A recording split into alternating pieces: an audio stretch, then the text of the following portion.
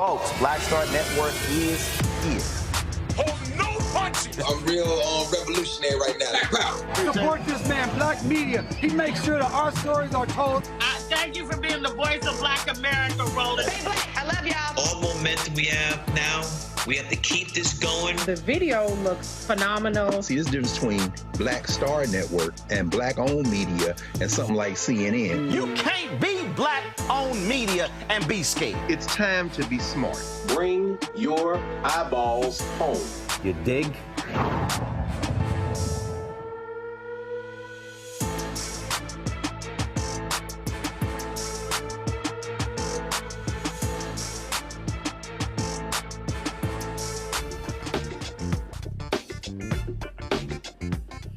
Today's Monday, June 24th, 2024. Coming up on Roland Martin Unfiltered, streaming live on the Black Star Network. Today marks 2 years since the Supreme Court overturned Roe v. Wade. The decision ended the constitutional right to a woman's right to choose an abortion. It also allowed states to decide whether to restrict access to the procedure or not. We'll talk to an OBGYN about how reproductive health care has changed. Also, Vice President Kamala Harris says the blame should be placed directly at the feet of Donald Trump. Bishop William Barber will be here to talk about Saturday's Poor People's Campaign, Mass Poor People's and Low-Wage Workers Assembly, and more march in Washington, D.C.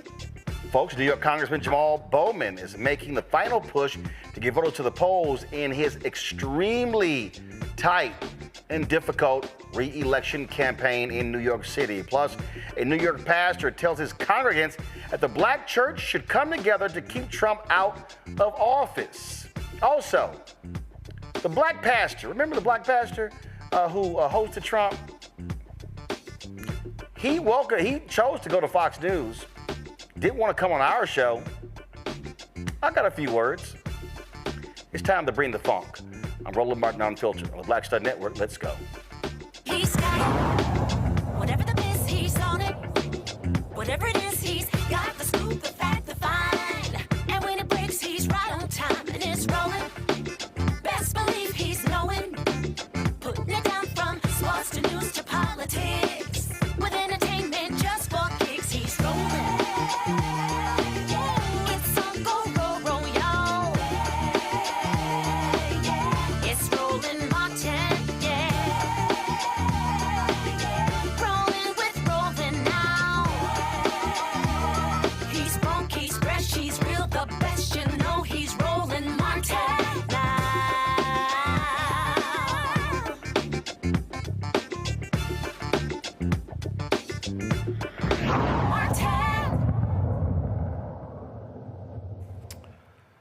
Well, a couple of years ago, thousands stood outside the Supreme Court when the decision came down in the Dobbs case overturning Roe v. Wade. With that decision, 21 states then banned or significantly restricted abortion. Those bans resulted in severe medical implications, such as limiting access to reproductive care, causing more women to die, and worsening health outcomes. Also, it has unleashed a political consequence. You've had Republicans losing at the ballot box. You've had ballot initiatives being passed in states like Kansas and Ohio. It's going to be on the ballot in Florida. And so it has been a major point of contention. You have conservatives who have been delighted because that was their goal since the day Roe v. Wade was instituted or passed by the Supreme Court. Well, now you, of course, have it on the ballot this year. Politicians on both sides are making the point that this election in November is going to be about a woman's right to choose. Others also talk about reproductive rights through the prism of privacy. Joining us right now is Dr. Donna Adams-Pickett. She is out of Augusta, Georgia. She's an OBGYN. Doc, glad to have you here. It has been quite the last 2 years, and what we've seen are harrowing stories of women who are facing severe medical issues, some of them facing death, and they've had to leave the state they're in, depending upon whether they have abortion access or not. We've seen stories out of Texas, out of Ohio, a young girl who was raped in Ohio, who had to leave the state, and I believe go to Missouri. And then we see folks in Missouri try to go after that doctor for providing that health care. And so it has certainly been a dramatic 2 years since this Dobbs decision. It really has. It really has. You know, the problem, Roland, is that we have looked at abortion through the prism of that this is a termination of an undesired pregnancy, when it really, in most cases, is termination of an unsafe pregnancy. And the reality is we cannot have a discussion about reproductive justice without having a similar discussion about maternal mortality. It's no coincidence that the state that has the worst maternal mortality in this country, Mississippi, has one of the strictest abortion laws.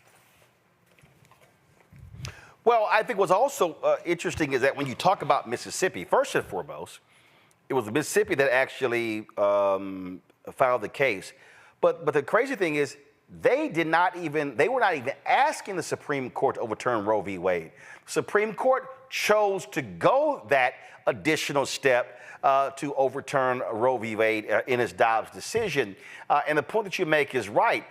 In fact, there were several stories, analysis done that said, hey, once the decision was made, an additional 5,000 babies in Mississippi will be born every year, and they didn't have the capacity to be able to handle that, and they have an OBGYN crisis. So the folks who were trying to get rid of Roe v. Wade also were not dealing with the actual consequences of that decision. Absolutely not.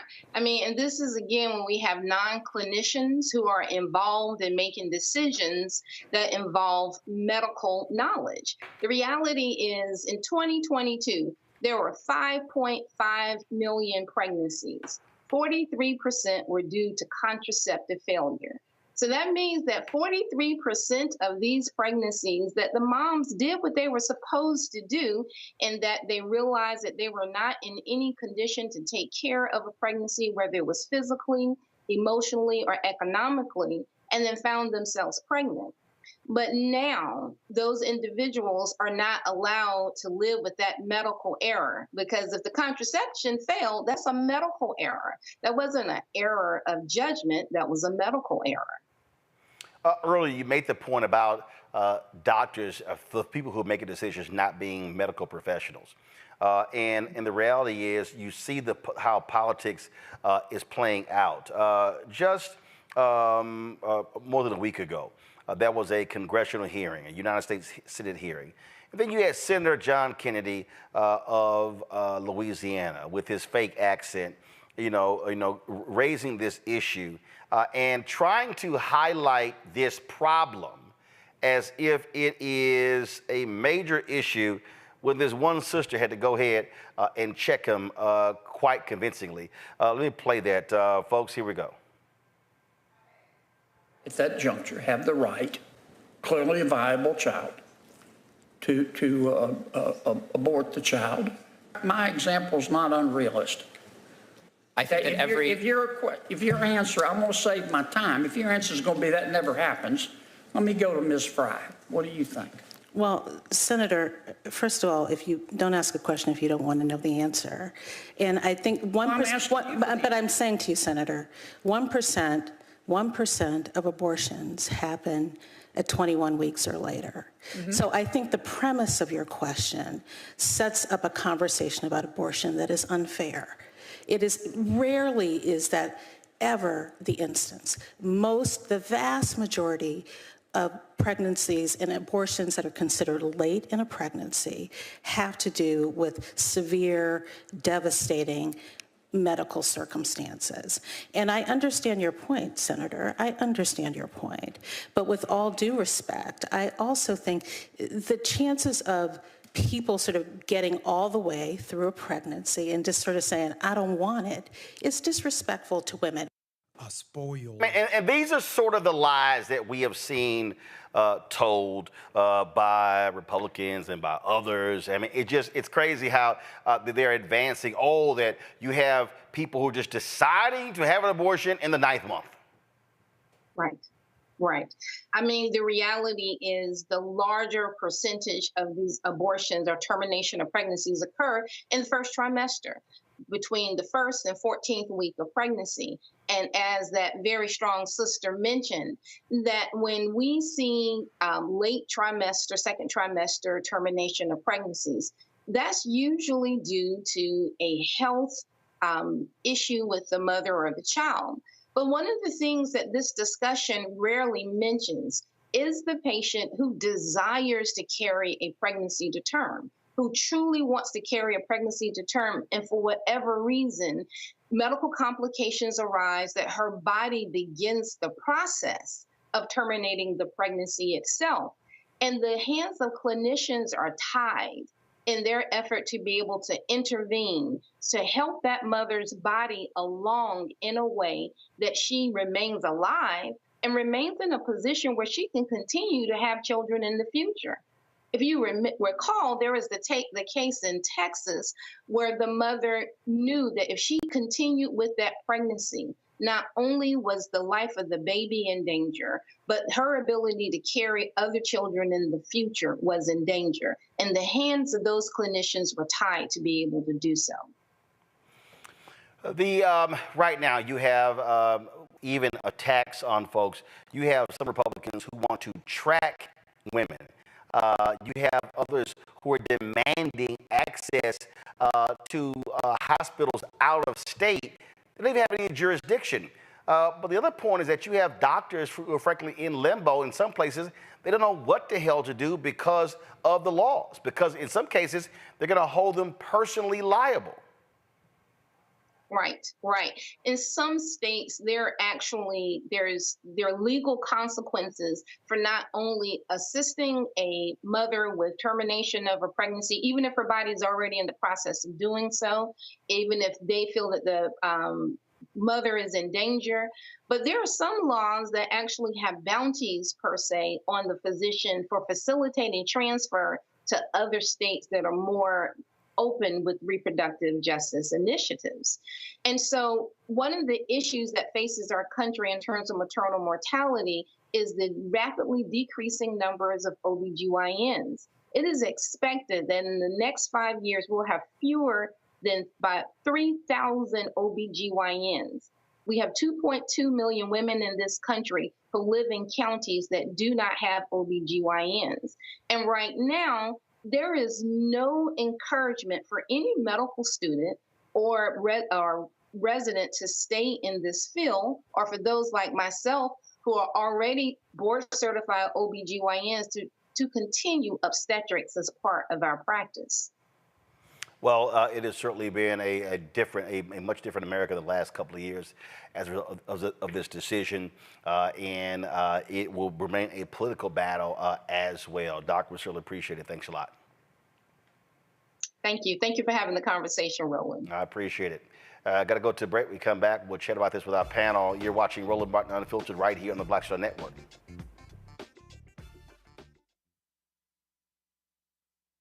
Hello, my brothers and sisters. This is Bishop William J. Barber II, co-chair of the Poor People's Campaign, a national call for moral revival, and president of Repairs of the Breach. And I'm calling on you to get everybody you know to join us on Saturday, June 29th at 10 o'clock a.m. in Washington, D.C. on Pennsylvania and 3rd for the mass Poor People's Low-Wage Workers Assembly and Moral March on Washington and to the polls, and the post effort to reach 15 million poor and low-wage infrequent voters who, if they vote, can change the outcome of our politics in this country. Our goal is to center the desires and the political policy agenda of poor and low-wage persons, along with moral religious leaders and advocates. Too often, poor and low-wage people are not talked about, even though in this country today, there are 135 million poor and low-wage persons. There's not a state in this country now where poor and low-wage persons do not make up at least 30% of the electorate. It is time that the issues of poor and low-wage people be at the center of our politics. Living wages, health care, things that matter in the everyday lives. We will no longer allow poverty to be the fourth leading cause of death in this country. We must let our voices be heard. Join us Go to our website, www.poorpeoplescampaign.org. RSVP. Get others to come. Get a bus. Get a van. Get on the train. Come and let our voices be heard and our votes be felt. Lift from the bottom so that everybody rises.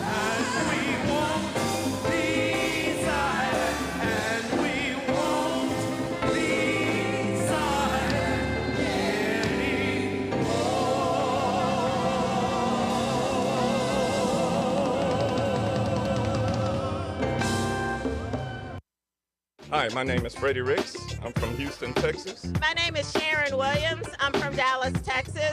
Right now, I'm rolling with Roland Martin, unfiltered, uncut, unplugged, and undamn believable. You hear me?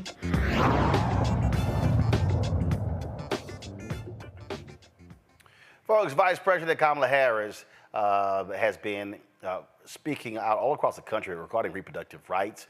She recently held a conversation with Christy Teigen about this very issue, and again has made this a prominent part of the re-election campaign. Here is what she had to say. This is a fight for freedom. The fundamental freedom of a woman to make decisions about her own body and not having her government tell her what to do. 2 years ago today, I think many of us remember where we were. 2 years ago today, the highest court in our land, the Court of Thurgood and RBG, took a constitutional right that had been recognized from the people of America, from the women of America. And 2 years ago, on that day, I actually made a prediction that overturning Roe v. Wade would be the opening shot on a full-on assault, state by state, on reproductive freedom. And that is exactly what happened.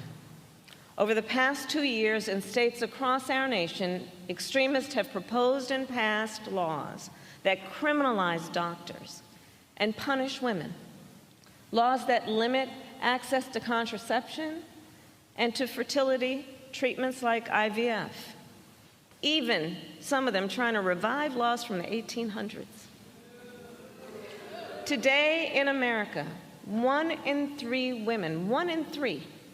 women of reproductive age lives in a state with an abortion ban, many with no exception even for rape or incest.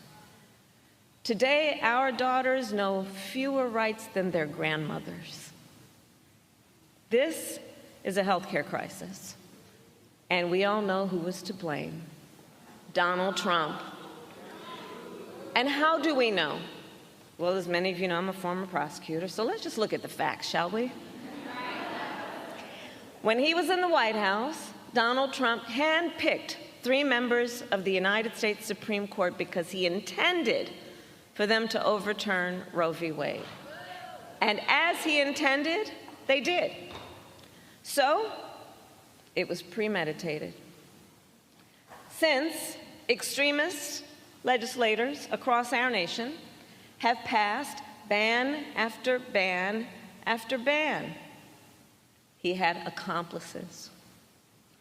And Trump has not denied, much less shown remorse for his actions. Instead, he, quote, proudly takes credit for overturning Roe. My fellow Americans, in a court of law, that would be called an admission. And some would say a confession, all pointing to the ultimate issue. In the case of the stealing of reproductive freedom from the women of America, Donald Trump is guilty.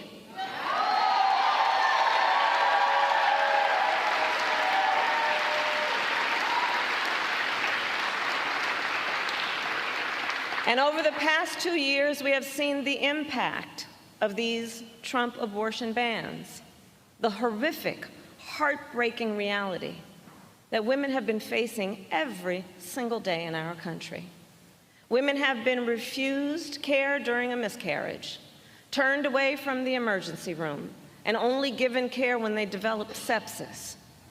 We have seen attacks on IVF. Women denied the freedom to make some of the most personal decisions in their lives. And understand, as much harm as he has already caused, a second Trump term would be even worse. His friends in the United States Congress are trying to pass a national ban that would outlaw abortion in every single state, in states like New York and California, and even right here in Maryland. And we all know if Donald Trump gets the chance, he will sign that ban. And how do we know? Well, when Congress tried to pass a national ban in 2017, he endorsed it. And he promised to sign it if it got to his desk. And now he wants us to believe he will not sign a national abortion ban. Look, enough with the gaslighting.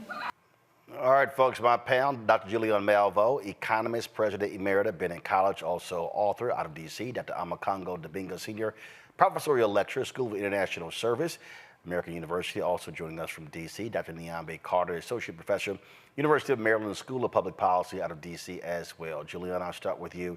It has been certainly 2 years that has seen massive upheaval. And when you listen to progressive women and others who say they were shocked and stunned, I don't understand how, considering Republicans and conservatives have made it perfectly clear for 4 decades they want to get rid of Roe v. Wade. The problem is that people on the progressive side just simply thought that it was settled law and that they were never going to try to undermine it. Well, they did. That was their goal, and they achieved it. You know, Roland, it's very interesting. First of all, it's like some of these so-called progressive women look at fat meat and think it ain't greasy. In other words, the orange man said he was going to do, he did it, and he'll do it again. He found the most conservative and younger judges. Amy Coney Barrett is not yet 50 years old. Found these younger judges who lied. They perjured themselves when they spoke to the Senate. They said that they accepted Roe as established law, but then they went on and did what they were going to do, and it's absurd. But let's not get twisted. It's not just Roe.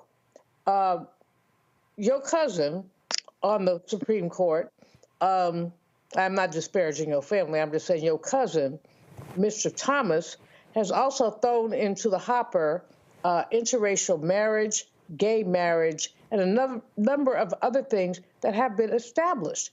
So we know that this is happening, and the question is, well, there's nothing that can be done about it in terms of this Supreme Court. Expanding the court, I don't think is the greatest idea in the world, because everybody can expand and contract it once that happens. But it's really very clear that the former president has a very conservative agenda that he bojangles around when he has the opportunity. In other words, well, let's let it go to the states. Meanwhile, you're interested in a federal ban. That man is evil. We know that he's evil. Roland, ask everyone who's listening to please Google Project 2025 and understand what he has up his sleeve. But this is the least of it. This is literally the least of it. He'd like to do more. Nyambe, this has been, again, a battle that's been waged in courts, a battle that's been waged in Congress, in state legislatures all across this country, even down to the local level. You've seen efforts by Republicans to go after the abortion pill. You've seen in that Dobbs ruling where Clarence Thomas talked about going after birth control. And so this is not over. This fight continues, and folk need to understand that is the case. Conservatives are going to continue to push their agenda. You now have a progressive group that announced a 10-year, $100 million effort to expand reproductive rights access.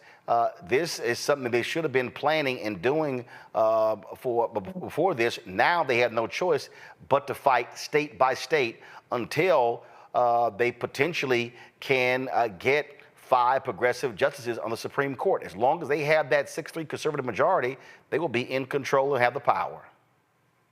Well, I think what Dr. Malveaux was talking about is sort of the gravity of all of this. It's never about one decision or one singular person. It's about what these forces combined can do together.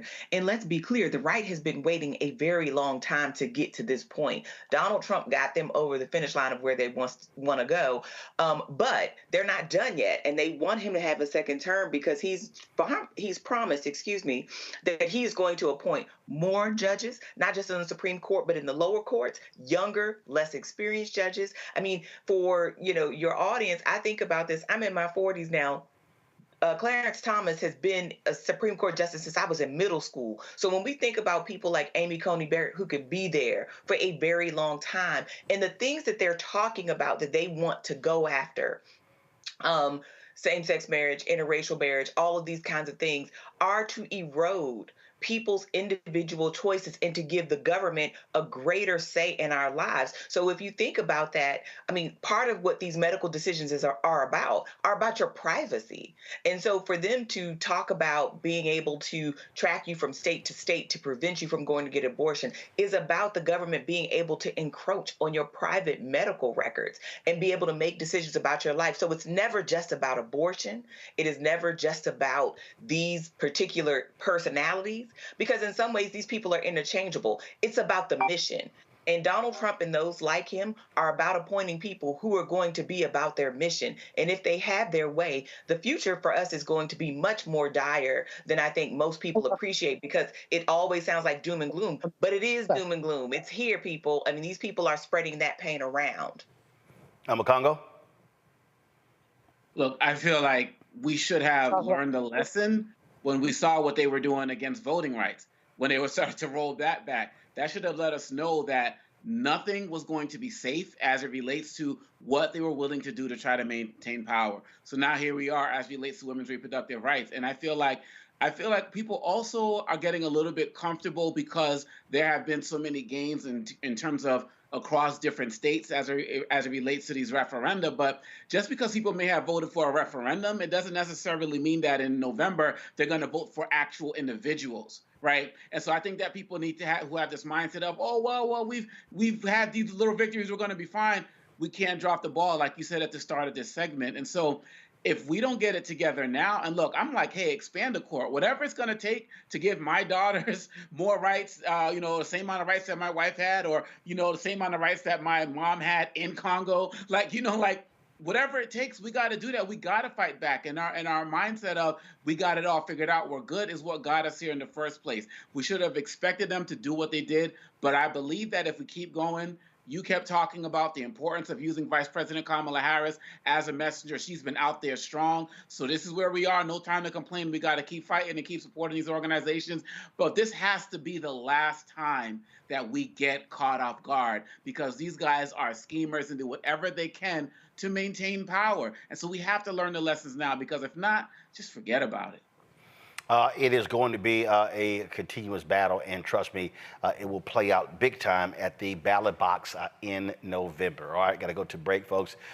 When we come back on Roland Martin Unfiltered, more to talk about, including the preview to Saturday's Poor People's Campaign mass rally taking place here in Washington, D.C. We will be on the scene covering that live.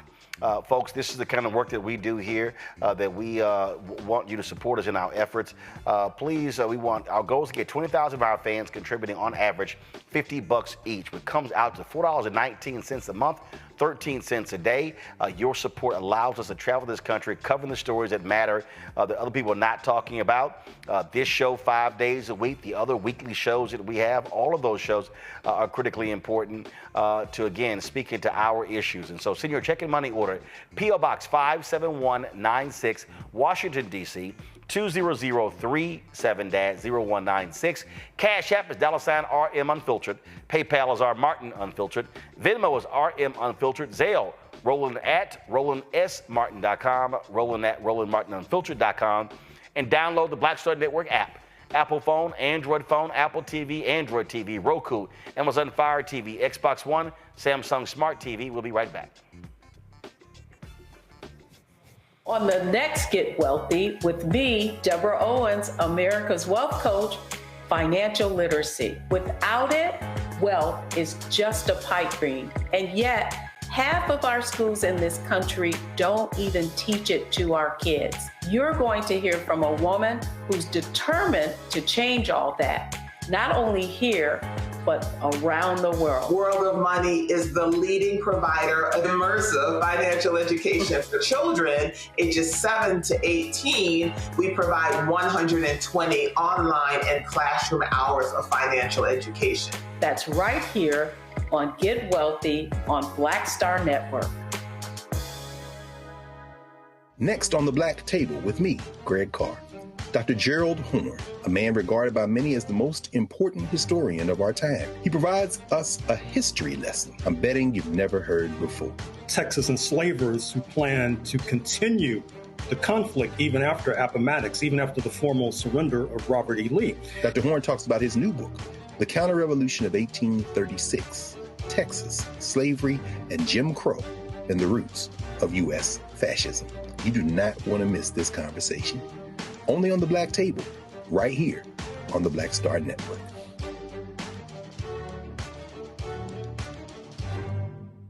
My name is Lena Charles, and I'm from Opelousas, Louisiana. Yes, that is Zydeco capital of the world. My name is Margaret Chappelle. I'm from Dallas, Texas, representing the Urban Trivia Game. It's me, Sherry Shepherd, and you know what you watch. Roland Martin on Unfiltered.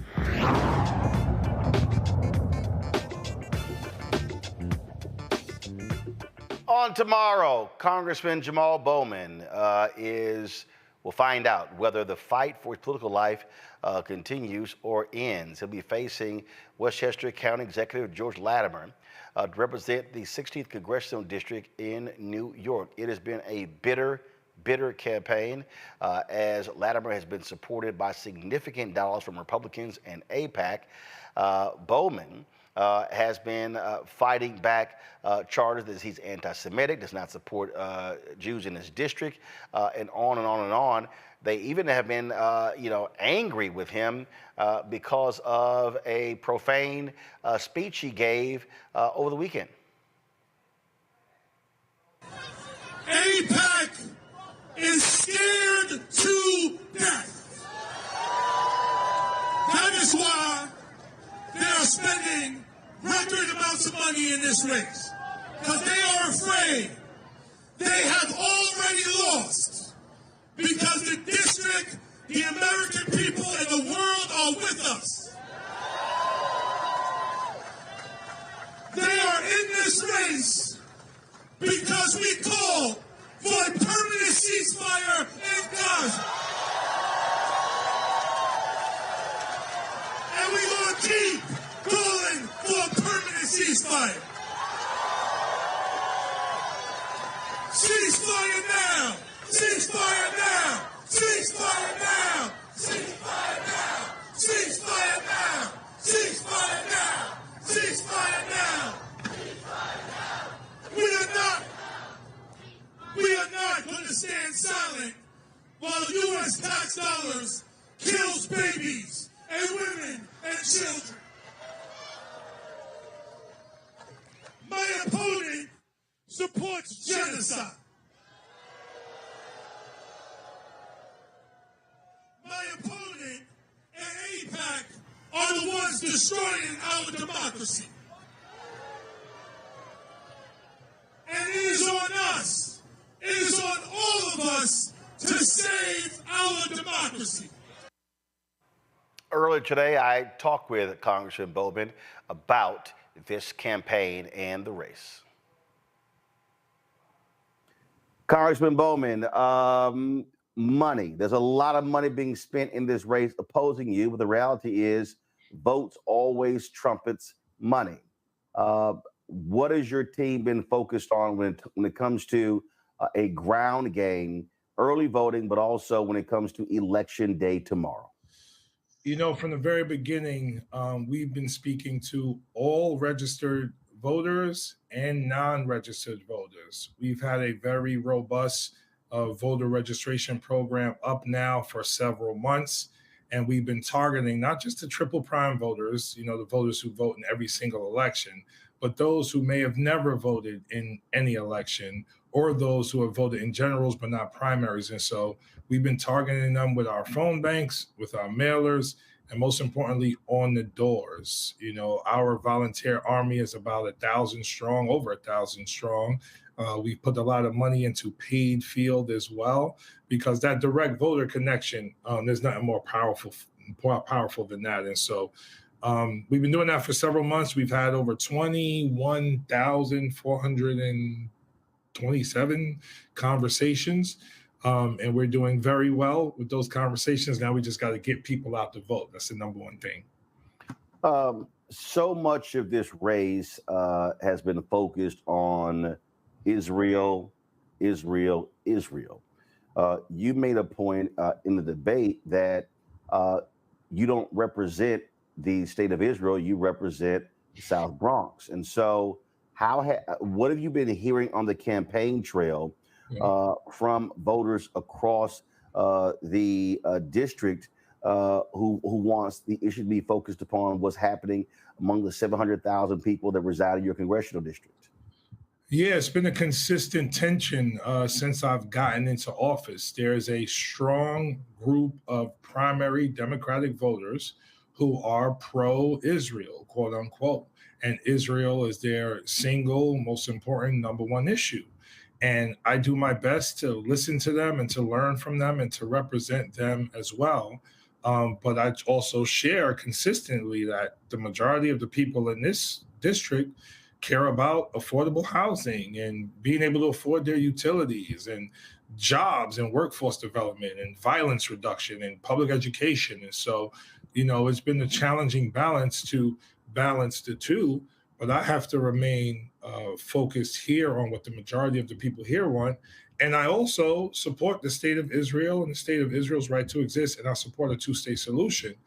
However, that has also come with, periodic critiques of the Israeli government, particularly as it relates to what's happening right now in Gaza. And so, unfortunately, remember, it was Elliot Hingle here for 30 years before, we won in 2020. And so there haven't been these more well-rounded conversations about Israel-Palestine. They've only been one-sided. So now it's, I guess, jarring to many in the district that we're actually talking about the humanity of Palestinians, which I think is essential for the safety of Israel going forward. And so, with that, you've got, AIPAC. You are their number one target. You have hit them for the millions of dollars that are being spent. You've got a lot of money that's come from Republican donors who also want to take you out as well. Do you see, and this is not just you, we saw the targeting of Summer Lee in Pittsburgh. You've got Cori Bush in St. Louis, Yana Presley in Massachusetts. This is a coordinated effort to go after what some call the squad or very progressive members of the Democratic Party. Yeah, no, absolutely. And it's incredibly alarming and incredibly dangerous to our democracy, because the right-wing Republicans that are funding AIPAC, they also fund initiatives to take away our voting rights, to take away affirmative action, to take away our reproductive rights and other civil rights that we have fought and died for. They support 109 Republicans who voted to overturn the election in 2020. So this is a dangerous move to the right, very aggressive move to the right for the entire country, and is driven by big money Republican billionaires meddling in a Democratic primary, which has now become the most expensive primary in United States history. And so, whether you agree or disagree with me on an issue or two or three, we have to ask ourselves, are we going to allow Republican billionaires to buy a congressional seat from the people? And my hope is that answer is hell no, we're not. And we're going to get to the polls in record numbers to stop that from happening. On that particular point there, there's no coincidence that the folks I also mentioned are all African American. And so what does that say about the Congressional Black Caucus has the largest block among the Democratic caucus? What does this say? What does this signal to African Americans, this direct targeting of Black lawmakers by AIPAC and by these Republican donors? You know, it's a reminder of our history, I think. When you look throughout American history, whenever Black or brown people have been outspoken, particularly Black people, we have been targeted. We've been targeted with smearing, with lynching, and everything in between. And so this is just the modern day version of this. We're being targeted politically, not just for our seats, but for our livelihoods. Because the way the smear ads and the attacks have come in this particular race, they're not just thinking about, getting me out of this seat. They're thinking about, post-election, what happens to my life and my career and my family. I mean, we've received death threats. My family has been written about. My kids have been written about. This is what's happening. This is what they're doing. And so it's a stark reminder of the reality that we're living in. But it's also, in my opinion, an urgent call to circle the wagons around each other so that we can support and protect and uplift each other and continue to fight and rescue America from itself, because America has always needed Black people to rescue it from itself. And we need that to save our democracy in this moment and to uplift our overall humanity. Because we're going down a dark path if we allow elections to be bought. It's already been happening quietly. This is just probably one of the loudest times it's happened in recent memory. When you look at endorsements, obviously politicians, target endorsements. But when you've got Hillary Clinton supporting your opponent, when you've got former Congressman Mondaire Jones, someone who was a colleague of yours when serving in the Congress before he lost in the last congressional race. Do you put much stock in endorsements and just your thoughts about that? It depends. No, I don't put much stock in those two particular endorsements in this particular district. Mr. Jones has never represented this community. And the one time he thought about running in this district, his polling showed him that would not be a good choice. And Secretary Clinton, with all due respect, also doesn't live near or engage this district or community at all. And while, she has been a pillar of Democratic politics in the past, the people here are looking for a vision for the future. And I believe that the people know that vision is represented by people like me and Ayanna Presley and Hakeem Jeffries, who has endorsed us, and Pete Aguilar, who has endorsed us, and Catherine Clark, as well as even older senators like Senator Sanders, who, many credit as being one of the inspirations for the squad running for office and winning. I know he was an inspiration of mine. Senator Sanders was, Senator Elizabeth Warren as well. We've also been endorsed by Maxine Waters, who I think is the godmother of all of us as it speaks to racial justice and so many other issues. And so we like our endorsements, and I think our endorsements capture more of the future of the Democratic Party as opposed to my opponent's endorsements. For folks who don't know, what's the makeup of your district? So it's a majority minority district. The largest minority is Latino by a few percentage points.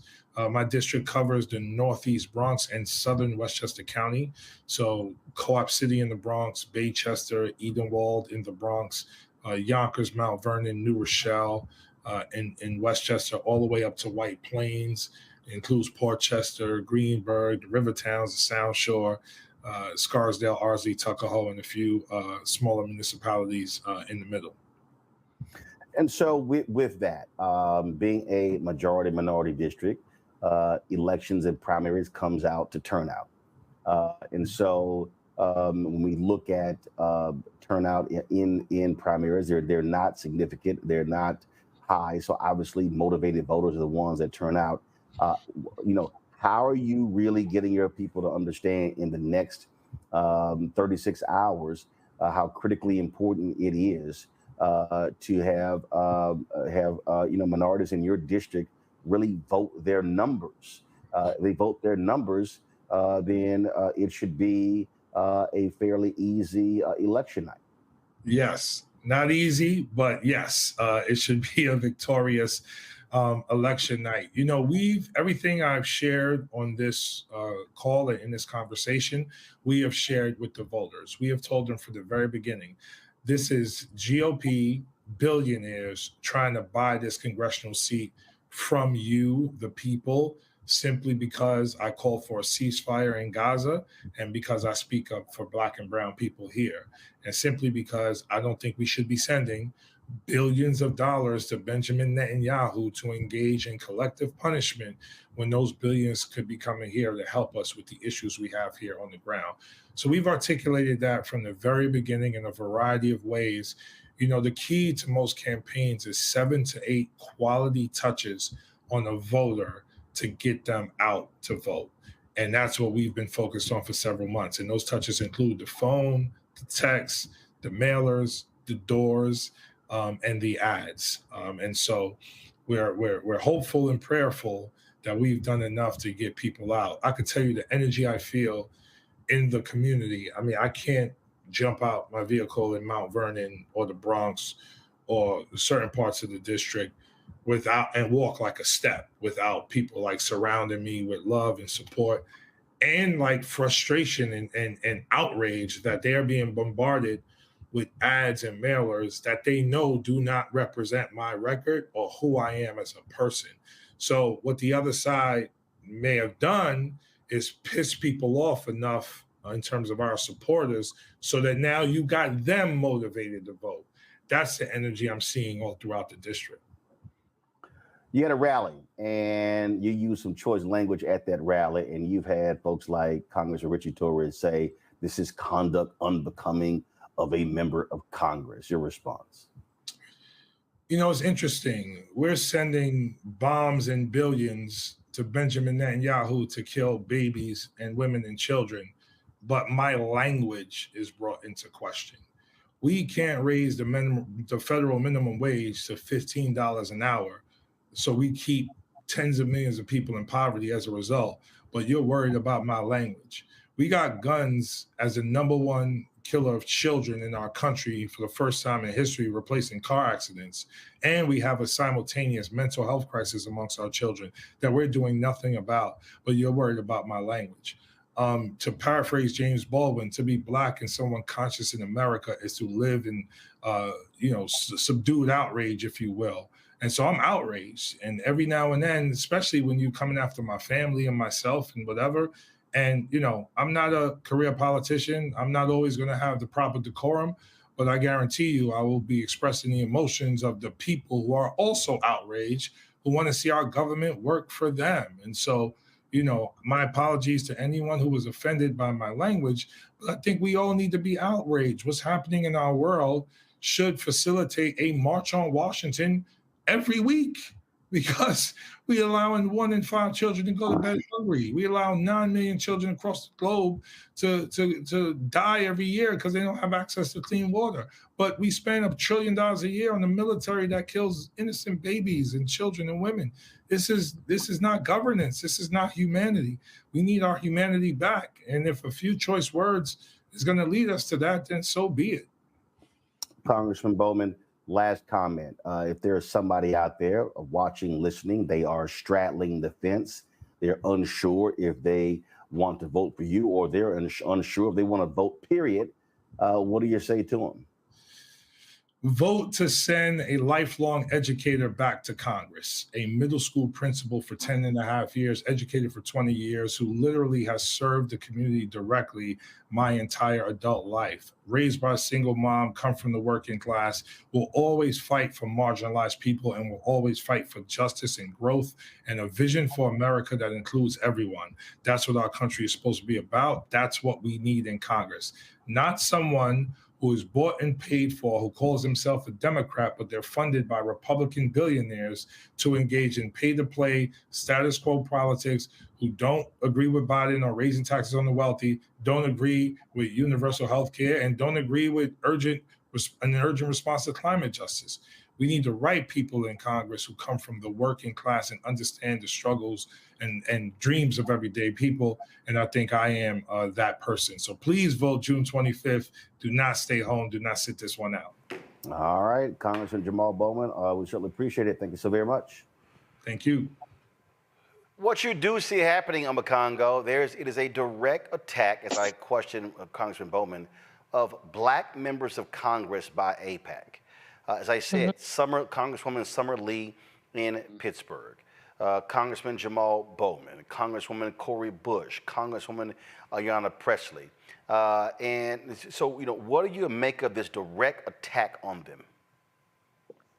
First of all, I think it's extremely important that interviews like that happen, that people get an opportunity who are part of this constituency that's being attacked by AIPAC speak out, and that we continue to shine a light on what AIPAC is doing. I mean, AIPAC is a single issue voting organization, and what Representative Bowman and some Representative Lee and others are doing are calling attention to the greater issues within their own community. And then to see people like, Hillary Clinton, insert herself into this, it's extremely problematic. Kind of makes me wish that people like Obama and them would come out and endorse. But really, at the end of the day, this is leading to a particular type of infighting that is counterproductive for the Democratic Party. And that's one. The second issue is that I appreciate the fact that Representative Bowman is talking about all of the love that he's getting in his community, but it has to translate into votes.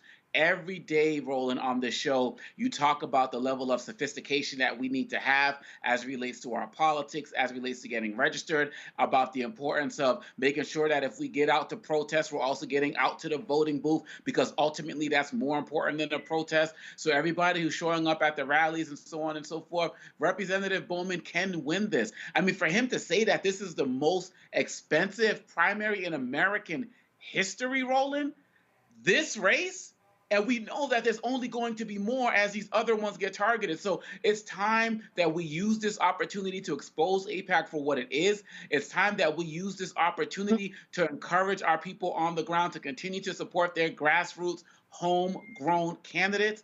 And it's really high time that we continue to show that people who speak for us and our communities are always going to have platforms here and everywhere else. Black Star Network has always been about that, but there are so many other places that need to do the same thing. This is going to help us keep our communities.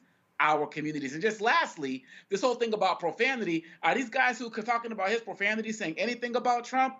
I don't think so. Nyambi? Well, I mean, I think this race, but others that you highlighted, signal the real dangers of a group like AIPAC. They're very well funded. And while their general issue around protection of Israel or making sure that Israel and Israeli people are safe, in general, I think most people are like, that's fine. But when you target in particular politicians of color around a single issue, I think it highlights, the limits sometimes of political coalition, because when you look historically, you've seen Jewish people and Black people coalescing together. But here we have what seems like a sort of devolution of that relationship, where you have these particular organizations going after almost exclusively candidates and office holders of color, because they don't like their sort of perspective on this conflict. Not whether Israel has a right to exist, not whether Israel has a right to defend itself, not whether Jewish people should be safe, but don't really want to address these human rights questions, and therefore endanger not just the lives of people of color, but all of us, because the kind of people that they want to get in office because they think they're going to support Israel are not only dangers, right? These issues around Israel are really useful for them because it allows them to push a far right agenda that ultimately makes even Jewish lives less safe. So I think we have to think about this in a sort of multi-level kind of way, and not let AIPAC's single issue sidetrack the rest of us from what the business at hand is. Julian?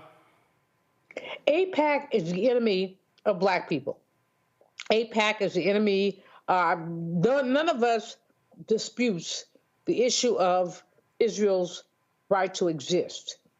But we dispute the ability of this PAC to go after our people, Summer Lee, now Jamaal Bowman, to spend $14 million trying to unseat this man by a tepid little white man who basically has nothing to bring Black people. We, Black and Jewish people, have had a centuries-long or decades-long alliance, but the alliance has been fraying as Black people have chosen to speak up. And that's what Jamaal has done. He's spoken up. Nobody, I mean, there are 33,000 minimum, last time I checked, Palestinian children who've been killed. Who co-signs that? Who co-signs that? Anybody with a conscience would say, no, enough, enough. So I admire Jamaal Bowman for his sagacity, for his tenacity, for his willingness to say, oh, hell no. The challenge is not around Bowman, it's whether or not his team can get the people out. Where people can get out and vote. Is the Bronx for sale? That's the question that he's asking. And, I think both of my colleagues have raised the question and said, no. I mean, I think Omekongo has really raised the question very appropriately. I think that Nyambe also, in terms of talking about what we have in front of us. But the bottom line here is that Israel believes they can buy members of Congress, and they are especially targeted vulnerable Black members of Congress.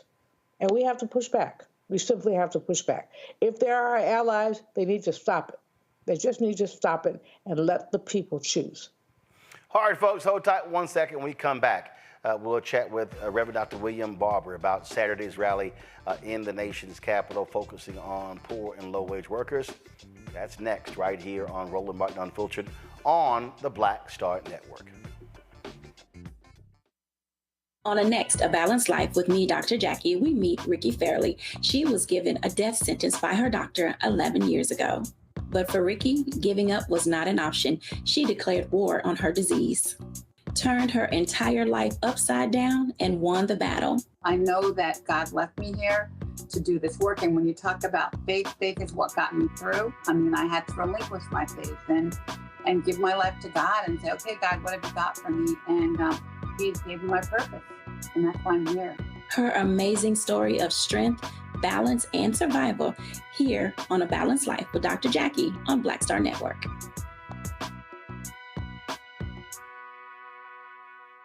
What's up, everybody? It's your girl, Latasha from the A. And you're watching Roland Martin Unfiltered.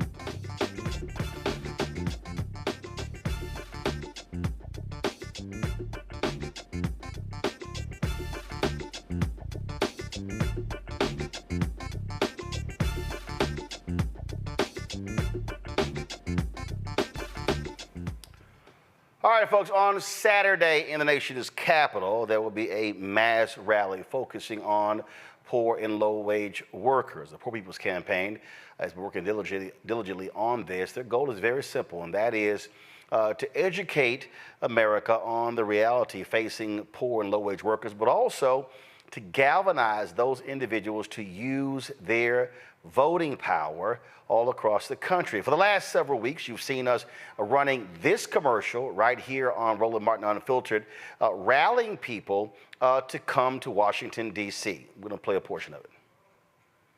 Hello, my brothers and sisters. This is Bishop William J. Barber II, co-chair of the Poor People's Campaign, a national call for moral revival, and president of Repairs of the Breach.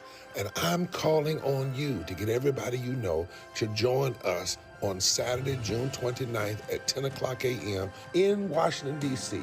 on Pennsylvania and 3rd for the Mass Poor People's Low-Wage Workers Assembly and Moral March on Washington and to the polls, and the post effort to reach 15 million poor and low-wage infrequent voters who, if they vote, can change the outcome of our politics in this country.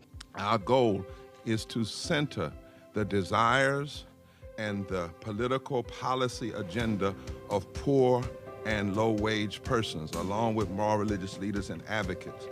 Too often, poor and low-wage people are not talked about, even though in this country today there are 135 million poor and low-wage persons. There's not a state in this country now where poor and low-wage persons do not make up at least 30% of the electorate. It is time that the issues of poor and low-wage people be at the center of our politics. Living wages, health care, things that matter in the everyday lives. We will no longer allow poverty to be the fourth leading cause of death in this country. We must let our voices be heard. Join us. Go to our website, www.poorpeoplescampaign.org. RSVP. Get others to come. Get a bus. Get a van. Get on the train. Come and let our voices be heard and our votes be felt. Lift from the bottom so that everybody rises.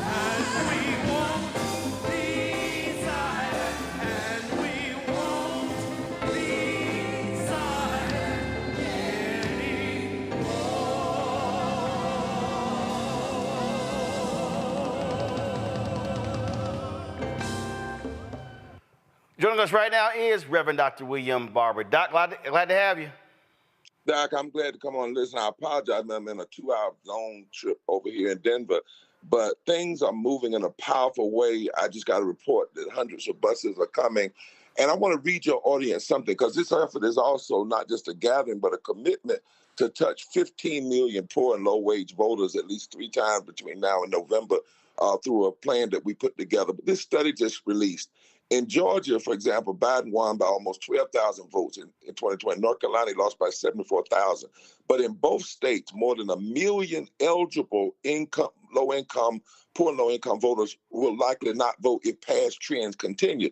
But then the study says, looking at exit polls from 2020, who they will likely vote for, low-income voters would vote for, if they did the turnout in 2024, of the 1.3 million likely non-voters in Georgia, 746,000 would likely be Biden voters. Of the 1.1 million in North Carolina, 594,000 would likely be Biden voters. In short, the truth of the matter is poor and low-wage voters, with the data, tend to vote progressive, but too often they are left out of the debates, they're left out of the campaign ads, their communities are not visited, and so they turn off. The number one reason is nobody talks to them, but the data shows if you did, in all of the so-called battleground states and beyond, poor and low-wage voters are the largest potential swing vote in this country and could reshape public policy, could reshape how we decide the Supreme Court, so forth and so on. This is not an exercise in futility. This is serious grappling with the possibility of raising up a new electorate that can fundamentally shift the economic architecture and the political architecture of the country. When we talk about, again, mobilizing, organizing, and I say this constantly, it drives me crazy, because when I see that, what y'all are doing is not saying, hey, let's come to D.C. on a weekend. Let's have some speeches. Let's have some gatherings. Let's get together and have a good time, smile, take selfies, post on social media. Walk folks through the type of organizing that has been taking place and the teaching and the training that has been going on. That's right. Well, one of the things we started on March the 2nd was simultaneous gatherings in 32 states. To make sure that we reach down all the way to the state level. In addition, we built a coalition of 35 anchor organizations, which now have a constituency base of 60 million people, and all of those will be cross-posted on Saturday.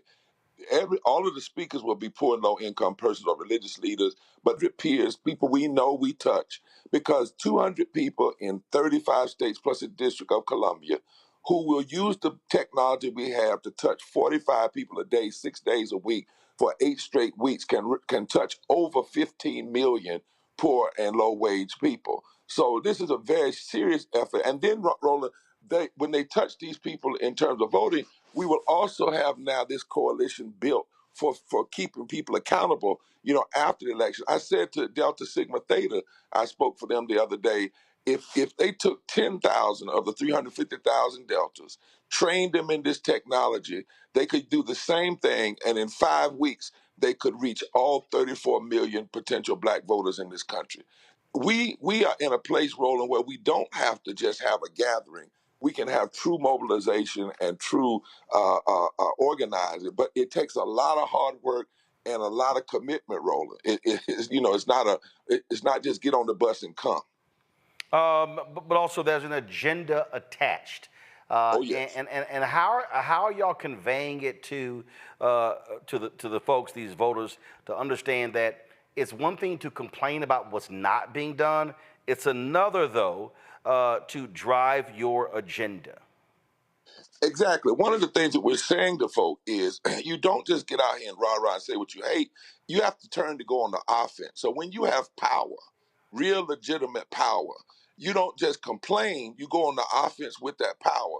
But what we're saying is our power is not Democratic power, Republican power, it's the power of issues. So we have a 17-point agenda. That agenda is being taught across the country. It'll be taught on Saturday. We've reduced it to a page back and front with the question, did you know, for instance, that poor and low wage, that poverty is the 4th leading cause of death in the country, killing 295,000 people a year. Therefore, we stand for this. Therefore, we stand for this.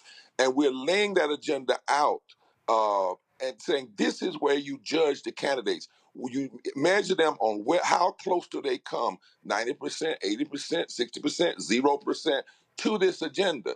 And that's where you put your work. We've also written all the members of Congress, the leadership of Congress, Senate and House, demanding that they bring 3 pieces of legislation up prior to November so people know where they stand.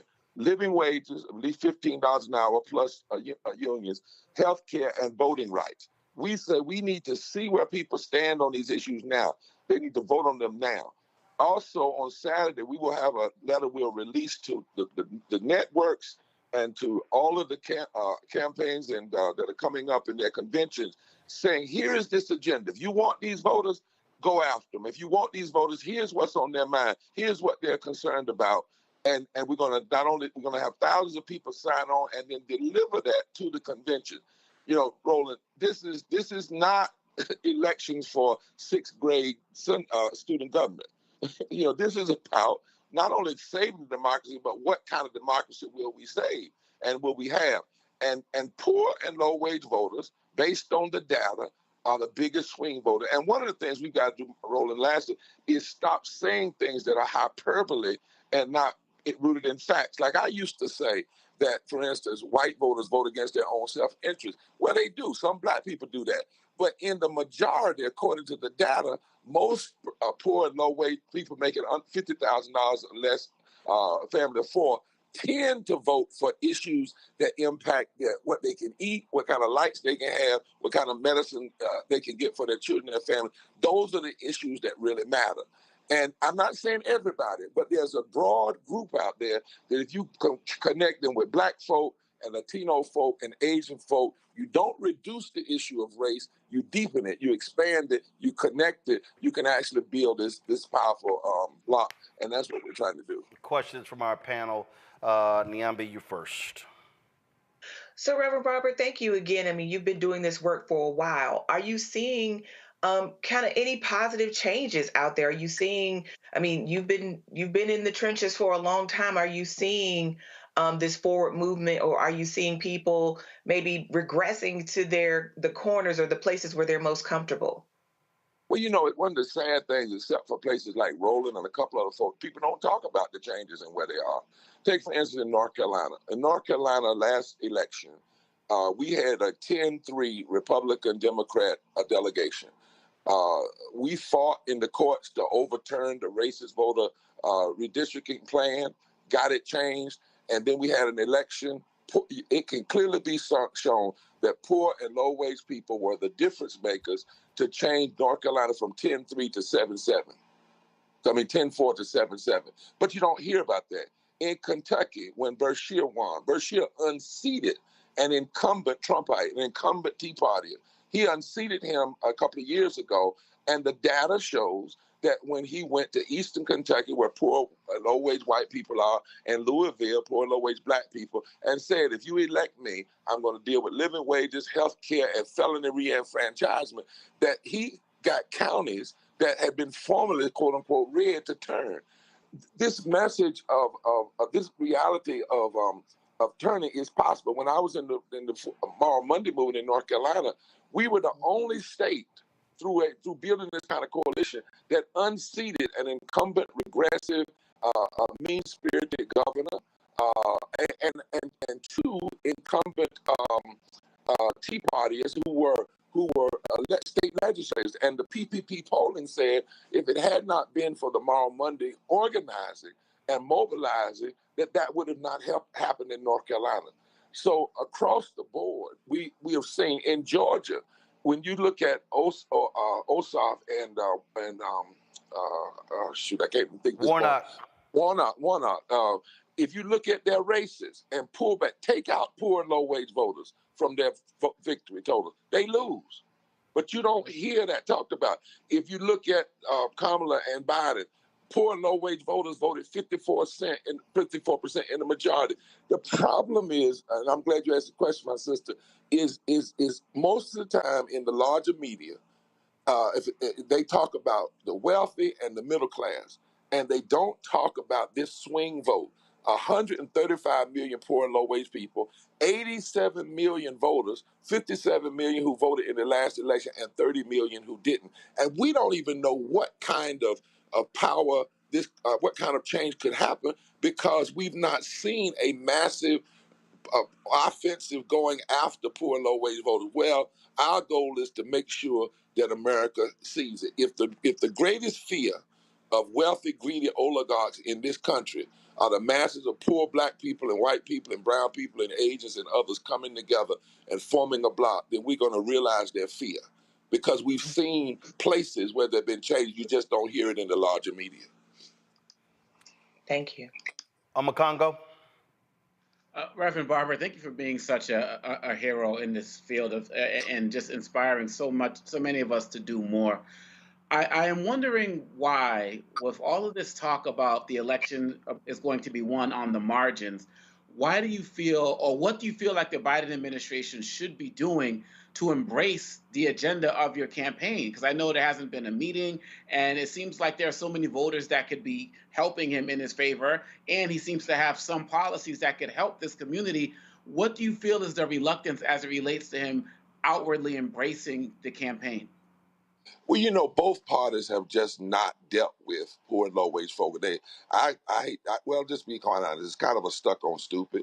And you know, even Celinda Lake, who's one of the major researchers who can be trusted in this, says it's political suicide not to focus on these issues. But these consultants, they try to find, like they call it, the blue gate or the blue line or the blue fence, or Republicans say, well, we don't need it. They say that poor and low-wage people are poor because of their own immorality. Democrats tend to talk in metaphors. We're trying to reach those who are trying to make it into the middle class. But we've decided we can't figure out why. We've got to make them hear us because our lives and the lives of poor people are on the line. You heard me say 800 people are dying now a day from poverty, not because of COVID, just because of poverty. And so it does not make any sense. And I'll say this loudly, that in Michigan, the margin of victory was 10,000 in presidential election, and there were over 1 million poor and low-wage voters that did not vote, and they were not aggressively gone after. Wisconsin, 20,000, over 1 million poor and low-wage voters, they were not gone after aggressive. Pennsylvania, 40,000 was the margin, 2 million poor and low-wage voters, they were not gone after aggressively. And you heard me say North Carolina last time, 74,000, and you had over 1 million, and they were not gone after aggressively. And I don't know why, but we're going to keep demanding that you would not have in the Oval Office a meeting with poor and low-wage people. Part of the problem is, Doc, and I'll tell you this, people have gotten to this point that they want to meet with the leaders who claim they represent people.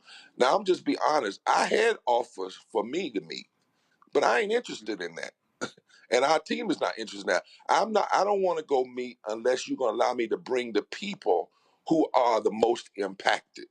And I said that when I met with the vice president. Glad to have the meeting. But the most moral, forceful people in this country are poor and low-wage people who still believe in this country, even though they catch hell every day. And if you really want to win, the key is talking to them, hearing them, and letting them carry the message. Let them say, I'm for this candidate because they are for these issues down the line. I don't know why I can't figure out, why it's foolish. These consultants need to quit it. But I do know the numbers are telling us it makes no political sense at all that a part of any major campaign, whether you're Republican, Democrat, whether you're running independent, running the Green Party, any party, what you're running for, if you are walking away from a direct attempt to move 30 million poor and low-wage voters and just dismissing them, it is political foolishness. Julian? Sir, Brother Reverend, I appreciate you. Hey. You know I do. Everything you do is right on time for me. You talked a little bit, you and I have talked about the whole issue of hope, which I think is why so many young people are so disaffected. They don't see hope. You do. Right. But they're very, basically, they don't give a you-know-what. They That's don't right. think that their vote is going to make a difference. They don't think that activists can change. They have seen politicians betray them. And this is folks who are like under 35. They could vote, as you say, they have the whole election in their hands, but they're not feeling it. They're not feeling any of it. What do you say to those folks? What do you say to them to make them more excited about this election? Well, I'm glad you asked that, Julian. I met 2 months ago with students from 10 HBCUs. In fact, they asked me to come join them in July. They're pulling together people from across the country. And I listened more than I did talk. And what I heard them say, that there were three issues they were concerned about. Number one, from a moral perspective, they were deeply concerned about Netanyahu and his brand of extremism and what they're doing to children and women in Gaza. They also said they didn't agree with Hamas, and what they did, but they were against hatred and killing, and they could not understand why people couldn't just say that and be clear in government. And that's their concern: is why can't we be against what is so obviously wrong?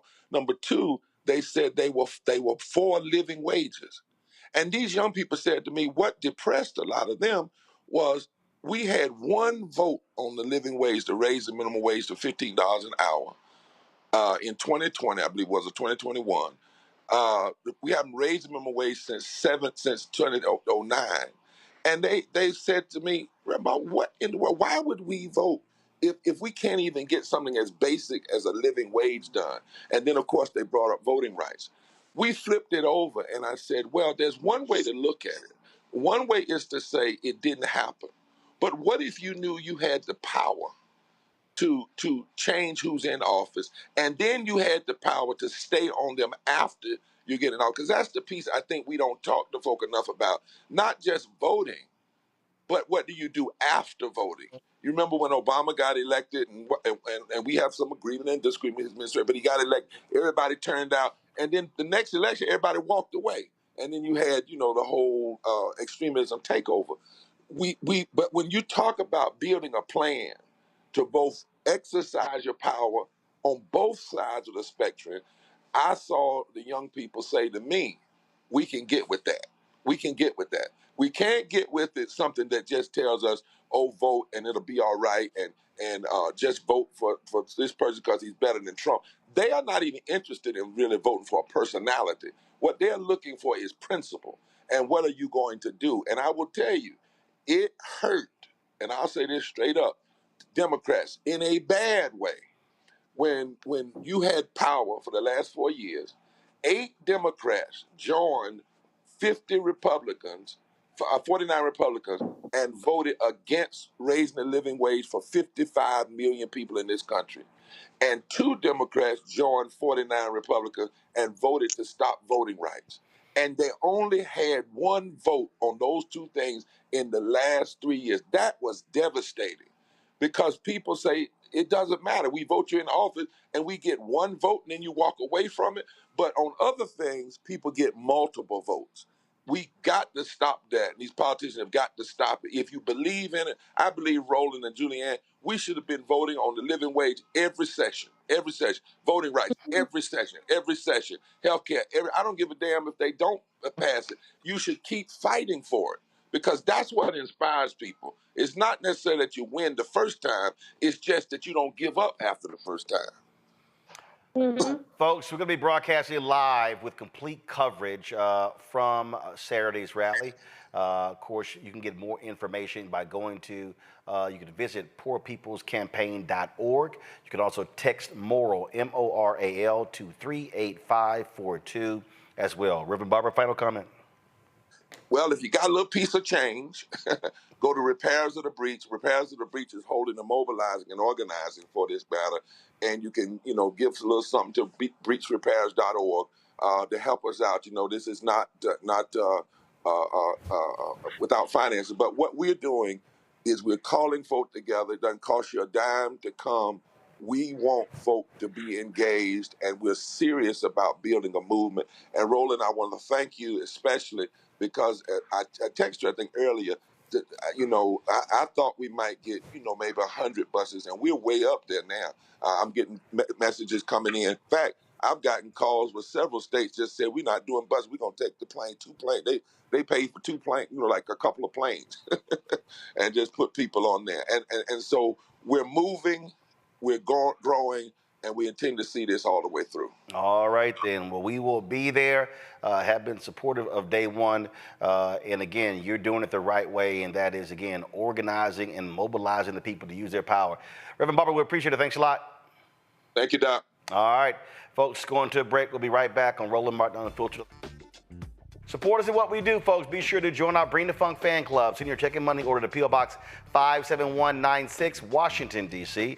20037-0196.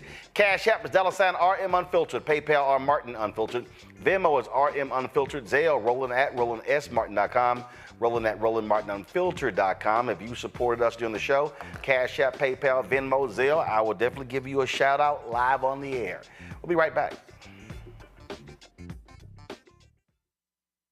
Hello, my brothers and sisters. This is Bishop William J. Barber II, co-chair of the Poor People's Campaign, a national call for moral revival, and president of Repairs of the Breach. And I'm calling on you to get everybody you know to join us on Saturday, June 29th at 10 o'clock a.m. in Washington, D.C. on Pennsylvania and 3rd for the mass Poor People's Low-Wage Workers Assembly and Moral March on Washington and to the polls, and the post effort to reach 15 million poor and low-wage infrequent voters who, if they vote, can change the outcome of our politics in this country. Our goal is to center the desires and the political policy agenda of poor and low-wage persons, along with moral religious leaders and advocates. Too often, poor and low-wage people are not talked about, even though in this country today, there are 135 million poor and low-wage persons. There's not a state in this country now where poor and low-wage persons do not make up at least 30% of the electorate. It is time that the issues of poor and low-wage people be at the center of our politics. Living wages, health care, things that matter in the everyday lives. We will no longer allow poverty to be the 4th leading cause of death in this country. We must let our voices be heard. Join us. Go to our website, www.poorpeoplescampaign.org. RSVP. Get others to come. Get a bus. Get a van. Get on the train. Come and let our voices be heard and our votes be felt. Lift from the bottom so that everybody rises.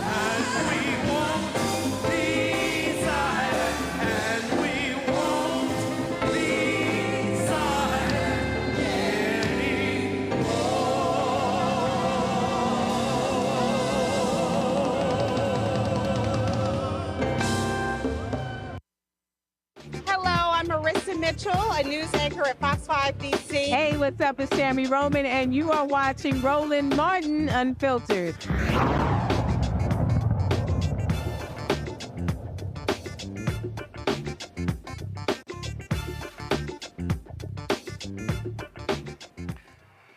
All right, folks. Now, you know, we make it perfectly clear how trifling Donald Trump is.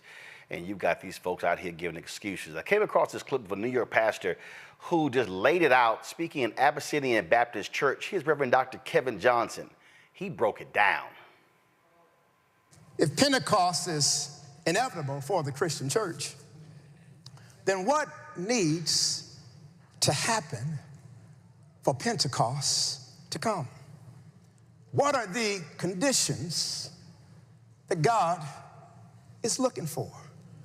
What are the circumstances that God requires before sending the Holy Spirit on Pentecost? Well, I'm glad you asked that question too.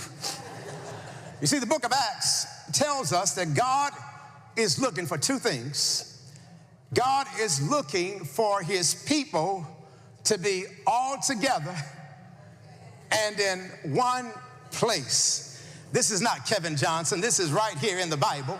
It's Acts chapter 2, verse 1. I want to read it again. When the day of Pentecost came, they were all together in one place. Let me say it again. They were all together in one place. Let me talk to the balcony. They were all together in one place. Let me talk to the people online. They were all together in one place. You see, Pentecost will never come if the church is divided. Pentecost will never come if the church is fragmented. Pentecost will never come if the church is disjointed, splintered and fractured and torn apart and not unified and not together and not rowing in the same direction and not worshiping on one accord, not praying for one another, not serving with one purpose, not moving as one body, not loving as one family, and not standing as one church. The Bible says when they all were together in one place. What is Luke saying? Luke is trying to get the readers of this book to see that the power of Pentecost is in the unity of the church. They were all together in one place.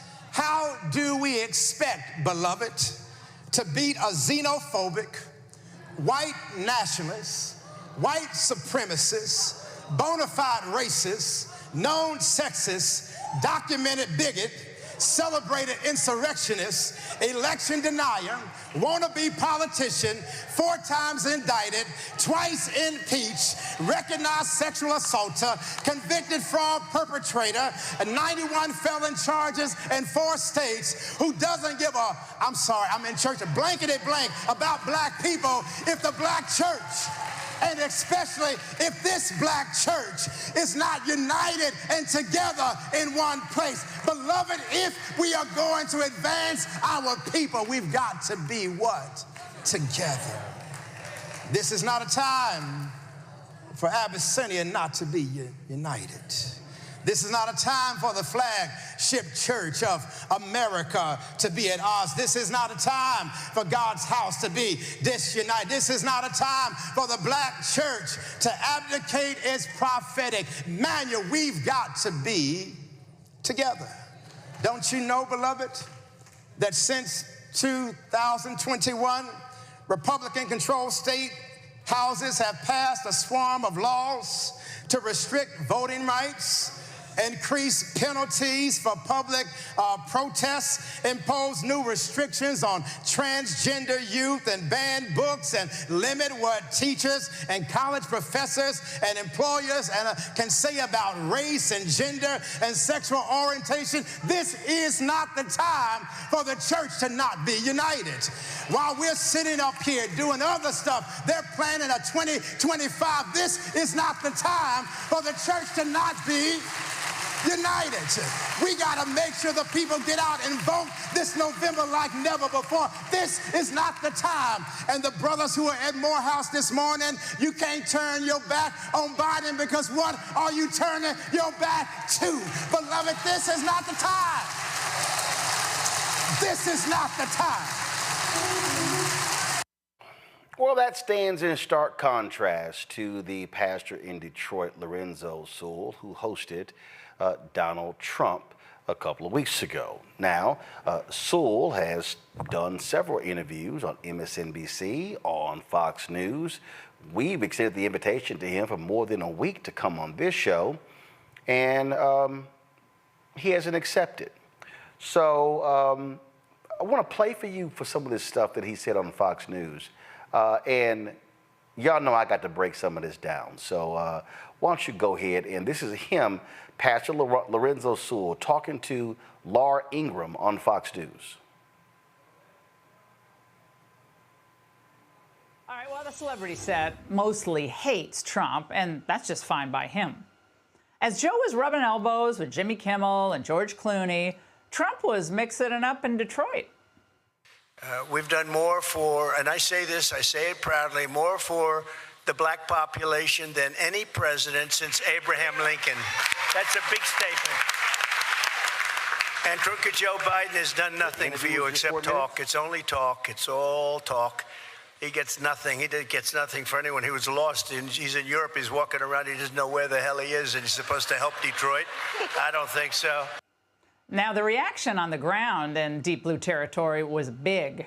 Trump won't win Detroit. He'll probably lose by a fairly wide margin, but he's actually still working for the votes. And he's getting a lot of respect just for showing up. President Trump, I'm so humbled that you would be here. President Obama never came to the hood, so to speak, right? President Joe Biden, he went to the big NAACP dinner, but he never came to the hood. So thank you. Joining us now is Lorenzo Sewell, senior pastor at 180 Church, and the man you just heard, Pastor. Now, he lost Detroit by, what, 94% last time around? So what does Donald Trump's outreach mean to the community? When you are in the worst of the worst, you're talking about women being human trafficked literally on the street next to us. You're talking about a methadone clinic where 500 people go every single day that are generationally addicted. When the president is willing to come and bring his presence, he is gaining relational equity, or we would call it in our community, street credibility. Well, and you think about... Freeze right there. Okay, first of all, let's have a correction right here. First of all, he's not president. So Pastor Sewell's grossly incorrect there. Then he said, he lays out these problems.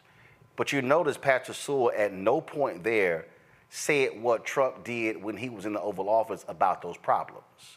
See, so it's one thing to say he came to your church while he's trying to get some votes, but you said nothing about where was he for 4 years when he was in the Oval Office. Keep in mind, this is the same man who denigrated black election workers in Detroit, but I guess Pastor Sewell wasn't familiar with those type of comments that Donald Trump made about black people in Detroit. Press play. The fact that policies that are put forward by, right now, the Democrat Party, whether it's an open border, the bad inflation, the high cost of living, gas, all of that, that just is a killer for everybody, but it's especially bad for lower income Americans, including minorities. How big is the open border first with your community? Well, we already are fighting for jobs, right? And when you have people coming into our community that, quite frankly, haven't come the right way, not only do we serve in Detroit, but we serve in Pontiac, and Pontiac is about 35% Latino. And in that community, as I talk to those that we serve, they're upset. They're mad because they felt like they came to the country the right way, and there are people that are coming the wrong way. So there is an angst, and when President Trump came to our community, it shows that his presence, he's gaining our value, he's gaining our voices, and I believe he's going to gain our vote. Well, Stop right he is there. surging, Stop right although there. some, Stop right there. See, this right here is the sheer stupidity that Pastor Sewell is advancing. Oh, because Donald Trump dropped by, because he came to our community, that, oh, now all of a sudden that means that he's going to get our vote because he actually showed up? Did he show up for 4 years in the Oval Office? Did he do that? See, if you think that's all it requires for him to get your vote, you are what we call the least expensive Negro. That's what you're called. And so here, Sewell, again, going on Laura Ingraham, no facts, no policy, no nothing. And so he's just spouting this, oh yeah, oh, he's gonna get this, and oh, he just showed up so benevolent. Here's the other question she didn't ask. Pastor, where were all your members when he came there? Because the audience was nearly all white. This whole, oh, he came to a black church. Wait, he might have come to a black church, but there were no black people there, save for 15, 20 MAGA operatives. Press play. Democrat pundits say there is no way in hell Donald Trump's going to get up to 21% of the black vote. Not close is what they say, but CNN is pretty shocked at some of the latest data. Check this out. Donald Trump is gaining ground. You go from 7%, single digits at this point in 2020, to now 21%. We're careening towards a historic performance for Republican presidential candidate, the likes of which we have not seen in 6 decades. I just never seen anything like this. I'm like speechless. Pastor, does that poll, the 21% number, surprise you?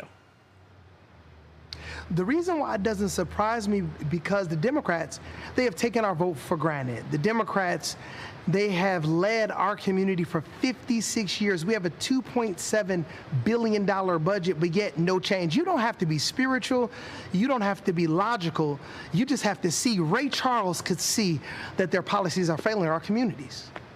Pastor Sewell, it was an exciting event over the weekend. We really appreciate your joining us. I hope we get to see you soon in Detroit. Thanks so much. Hey, Sean Hannity here. All right, so you heard Sewell there talk about, quote, Democratic policies. Sewell, question for you. Who was president from 1981 to 1989? Reagan. Who was president from 1989 to 1993? George H.W. Bush.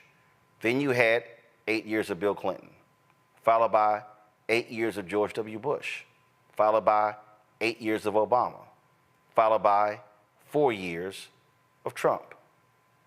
Who was governor of your state prior to the existing governor? Republican Governor Snyder. So it's very interesting how you make statements that Democrats have been in control, but you completely ignore Republican presidents, you ignore Republican governors, you ignore Republican county leaders, you ignore Republican members of Congress, you ignore Republican mayors. We can go on and on and on. See, so this is the problem, that when people make these claims, who's in charge? Well, if you are a city leader, and then when you talk about things that need to change, again, the question goes, who's actually in power? Oh, I'm not simply dismissing any Democrat from criticism. What I'm saying is, when you examine public policy in America, it is a lie to suggest that Democrats have solely been in power for the last 50 years.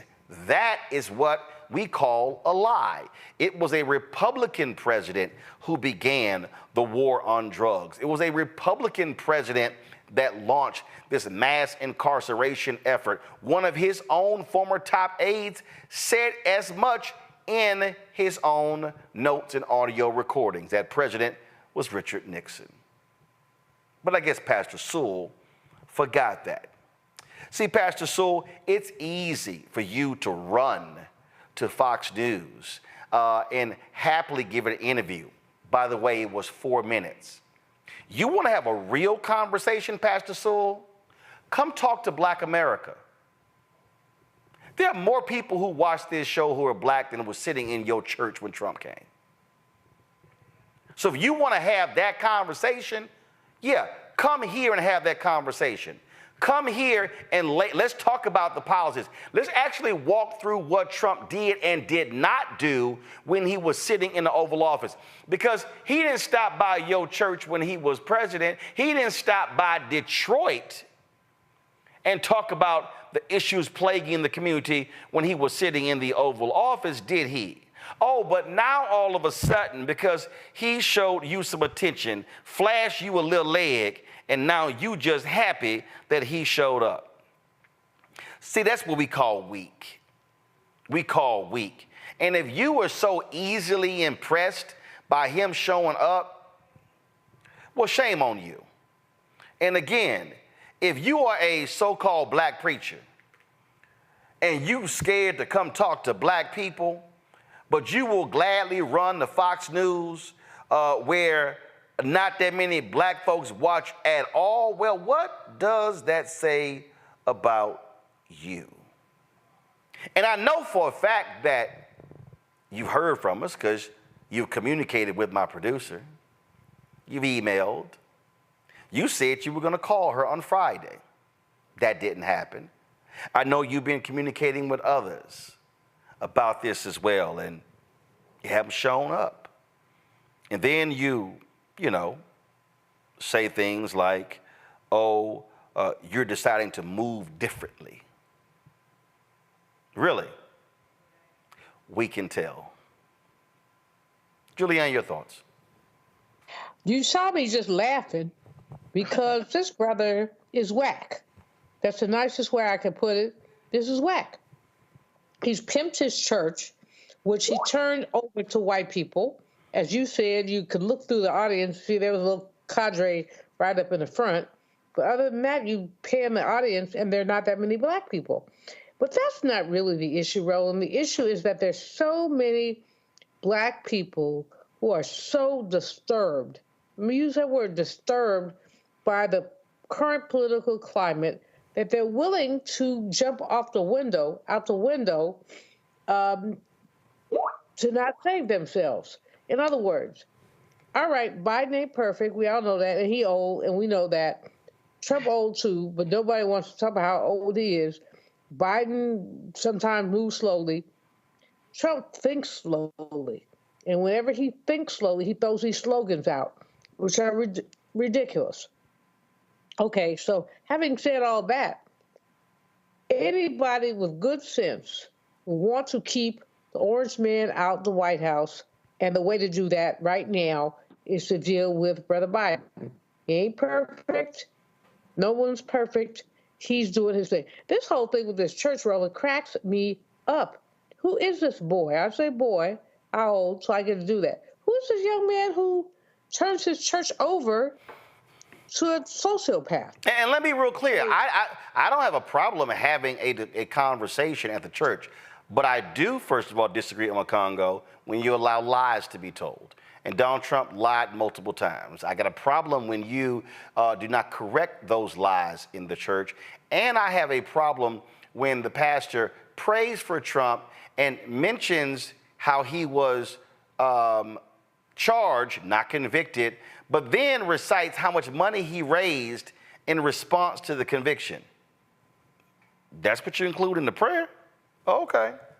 In the prayer, and that's the big part of it, right? That's why I'm so impressed with the other preacher who started, I think, Reverend Dr. Jones or something, who showed it in the first part, because this is what black churches have to do. Black churches have to return to the roots of resistance that got us to where we are right now. With this Reverend Sewell, I mean, it was night and day. The two clips that you showed. The first one was what it meant to actually be speaking at a black church to black people. The second one, this guy, he's the new Republican darling, and he just lies. and he just continues to lie with me. He's going to be booked more, and now he's going to be the new face until they don't need him anymore. And I don't know if he's smart enough to realize that, but that's just what's going to happen. He's going to be the latest pawn until after November, and then he's going to be gone. I wish that some of us in black media or somewhere, would roll up on his church. If he's not going to be responding to requests for interviews, someone's got to roll up on him and put the camera in his face and really expose him for the ignorance that he's espousing. I mean, lying about Obama never went to the hood. Obama went to prisons. Like, what are you talking? At least one prison. I mean, what are you talking about? And everything that Trump said that he was going to do, like you said, Roland, what happened? What was the record when you were there? And then, get up in your church, spew and hell this and all of this other type of stuff. We have to continue to call this out. The black people in Detroit got to continue to call this out. And the fact of the matter is, we have to, all of this thing about churches have to be apolitical and all of that, forget that, because none of these other churches are. You got these guys out here talking about, rapists will go free and condemning immigration and praising Trump. They are all taking political stances. And so the black church has to return to the roots of what it's been, get out of all of this stuff about the, prosperity gospel and all this other type of stuff, and get in the fight for our lives. We need more pastors like that first clip, and need to call out pastors who are fakes and frauds and phonies like Reverend Sewell. That's exactly what he is. Niambi? Well, look, something my grandfather used to say is the devil can quote scripture too. And this made me think about that, because when you have someone like a Trump coming to your church, and not all political candidates, but this political candidate in particular, what you're suggesting is that you endorse this person, not just them in terms of their politics, but also their personal acts. I mean, you have a man who is a convicted felon appearing in your pulpit to say lies, who, you don't even really hold to a standard. Just the fact that he is there is the gift. The fact that he is there shows that he cares about black people. When this is a man who called for the execution of black teenagers who were later found to be not guilty, and he sort of not acknowledged that, right? I mean, this is the same man who said there were good people on both sides in Charlottesville when Heather Heyer was killed by white supremacist nationalists that he brought in from the cold and made them feel like legitimate partners, and even saw some of those people get elected, right, on his coattails. So I don't give much weight here. I think what this person is, I don't know how much he gives to his parishioners, but I do know that there's a lot of money to be made on the back end if you're willing to say what people want you to say. And it's not to suggest that you have to agree with Democrats. I think, Reverend Barber has been a really good example of how you can hold everyone to account regardless of their political stance. But there have to be some really bright lines in the sand, and there have to be boundaries. White supremacy needs to be a boundary for all of us, not just people who support Republicans or people who support Democrats, but for humanity, right? That should be a problem. A person who has cheated on his wives multiple times and all of these other things that we know he has done. He tells lies all the time. The man has even said he doesn't believe in forgiveness because he doesn't do anything that requires forgiveness. So I just don't know how you can countenance this as a member and a leader, of this church community and call that responsible stewardship. I would have real questions about this pastor if I was a member of that church after this meeting. Well, again, if Pastor Sewell wants to have an actual conversation with black people, he welcome to come on this show anytime. Or we can have that conversation. But I say stop running. So you run the Fox News, you run the MSNBC. That's mainstream white media. Have a conversation with black people. And we can talk about policy all day, every day. It's not on you, Pastor Sewell. What you gonna do? I'll be right back.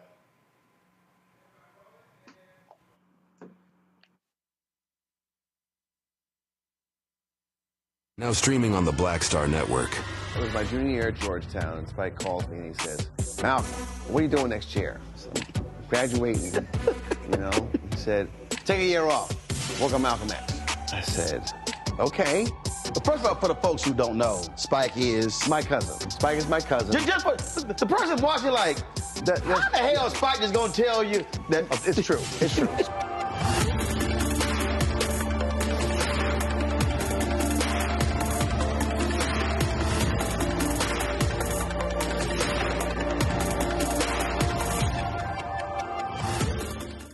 Next on the Black Table with me, Greg Carr.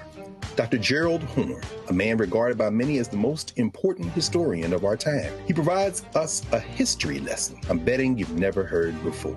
Texas enslavers who planned to continue the conflict even after Appomattox, even after the formal surrender of Robert E. Lee. Dr. Horne talks about his new book, The Counter-Revolution of 1836, Texas, Slavery, and Jim Crow, and the Roots of U.S. Fascism.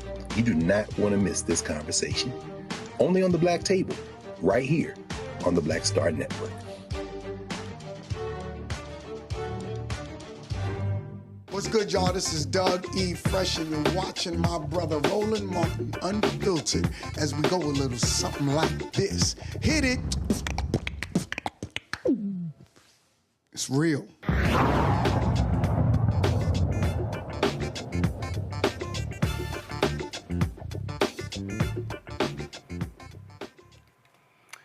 See, this is when you know you're dealing with a fake person when it comes to Christianity. Now, Pastor Sewell sat there and talked about, how Trump, he came here and he prayed for him, and Trump talked about how great of a pastor he was. Why did Pastor Sewell ask him to expound on this? This was a question Republican pollster Frank Luntz asked Trump in 2015, and if you want to see a narcissist who straight up lies about being a Christian, watch this. You used the word Christian. Have you ever asked God for forgiveness? That's a tough question. I don't think in terms of, I'm a religious person. Shockingly, because people are so shocked when they find this out, I'm Protestant, I'm Presbyterian. And I go to church, and I love God, and I love my church. And Norman Vincent Peale, the great Norman Vincent Peale, was my pastor. The Power of Positive Thinking. Everybody's heard of Norman. He would give a sermon you never wanted to leave. Sometimes we have sermons, and every once in a while we think about leaving a little early, right, even though we're Christian. Dr. Norman Vincent Peale, Frank, would give a sermon. I'm telling you, I still remember his sermons. It was unbelievable. And what he would do is he'd bring real-life situations, modern-day... Stop. I still remember his sermons. Y'all, that fool can't name one sermon. He can't give you no title. He can't give you no context. Y'all know he lying. He's straight lying. Y'all want to hear more stupidity? Listen to this. For his sermons. It was unbelievable. And what he would do is he'd bring real-life situations, modern-day situations, into the sermon. And you could listen to him all day long. When you left the church, you were disappointed that it was over. He was the greatest guy. And then, he passed away, but he was a great... He wrote The Power of Positive Thinking, which is a great book. But have you ever asked God for forgiveness?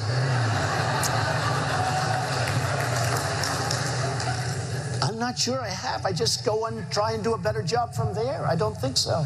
I think Oh my God, I just try to do a better job from there.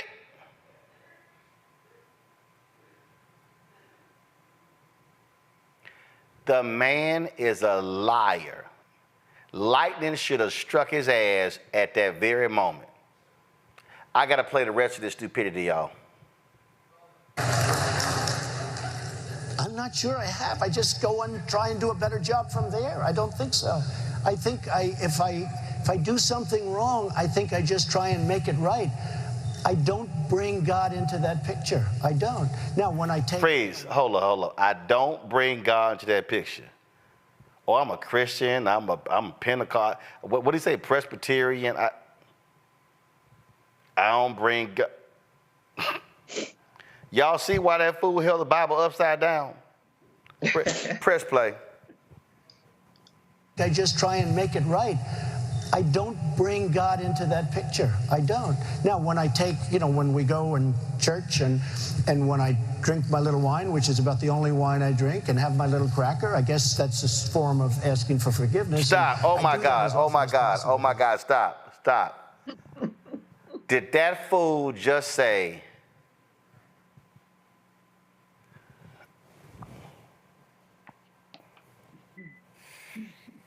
did that fool just say, the Last Supper, which he describes as my little cracker and my little wine. Mm-hmm.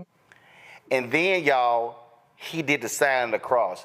Do y'all know any non-Catholics who do the sign of the cross? I don't know no non-Catholics who do the sign. Y'all press play.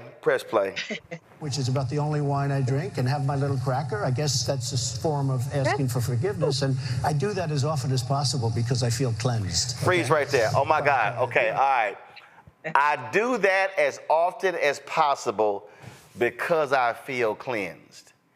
Anybody who goes to church knows how many times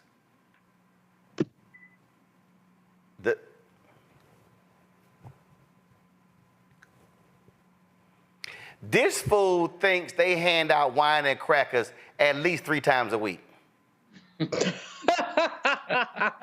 Oh, I do it as much as I can because I feel cleansed. Play the rest. To me, that's important. Right. I do that. But in terms of officially, I could say absolutely, and everybody. I don't think in terms of that. I think in terms of let's go on and let's make it right. He has no idea what the hell Frank Luntz was asking him. Right. No idea. But you got to remember, this the same fool who was asked this question and listen to this answer. Okay. You mentioned the Bible. You've been talking about how it's your favorite book. And you said, I think last night in Iowa, some people are surprised that you say that.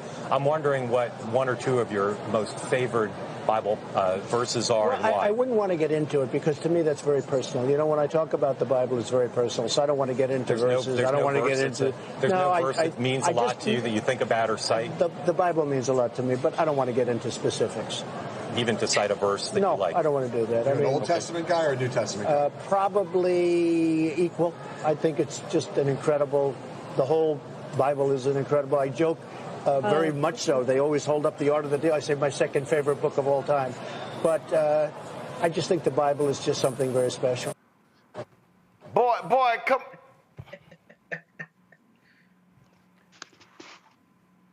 That's what Pastor Sewell should have been talking about. He should have been saying, Donald, why are you a fraudulent Christian? Niambi, go ahead. I mean, I think, look, Donald Trump knows that he has to mention Christianity, but it is very clear that it is uncomfortable for him, that this is not a genuine part of his life. I mean, it's never been part of his MO. And if you listen to if you see what he's done, right, you don't just have to listen to what he says. You've seen what he's done. He doesn't behave like any Christian I've ever seen. So I think we need to dispense with this sort of charade that Donald Trump cares about Christianity or the church. He cares about power.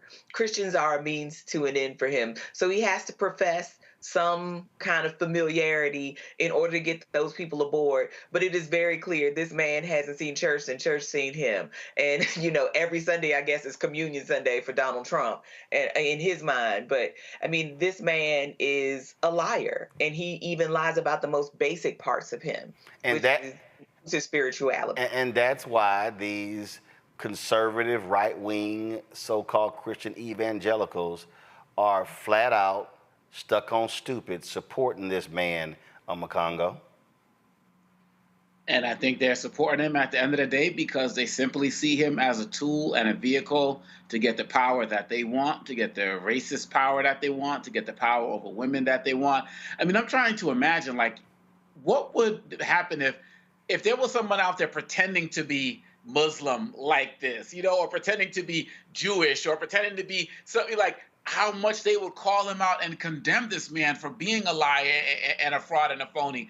But so many so-called, you know, Christian evangelicals, white ones, and the Reverend Sewells of the world are embracing him simply because they look at him as a tool to bring America back to some ancient biblical times in terms of the power that they want to have.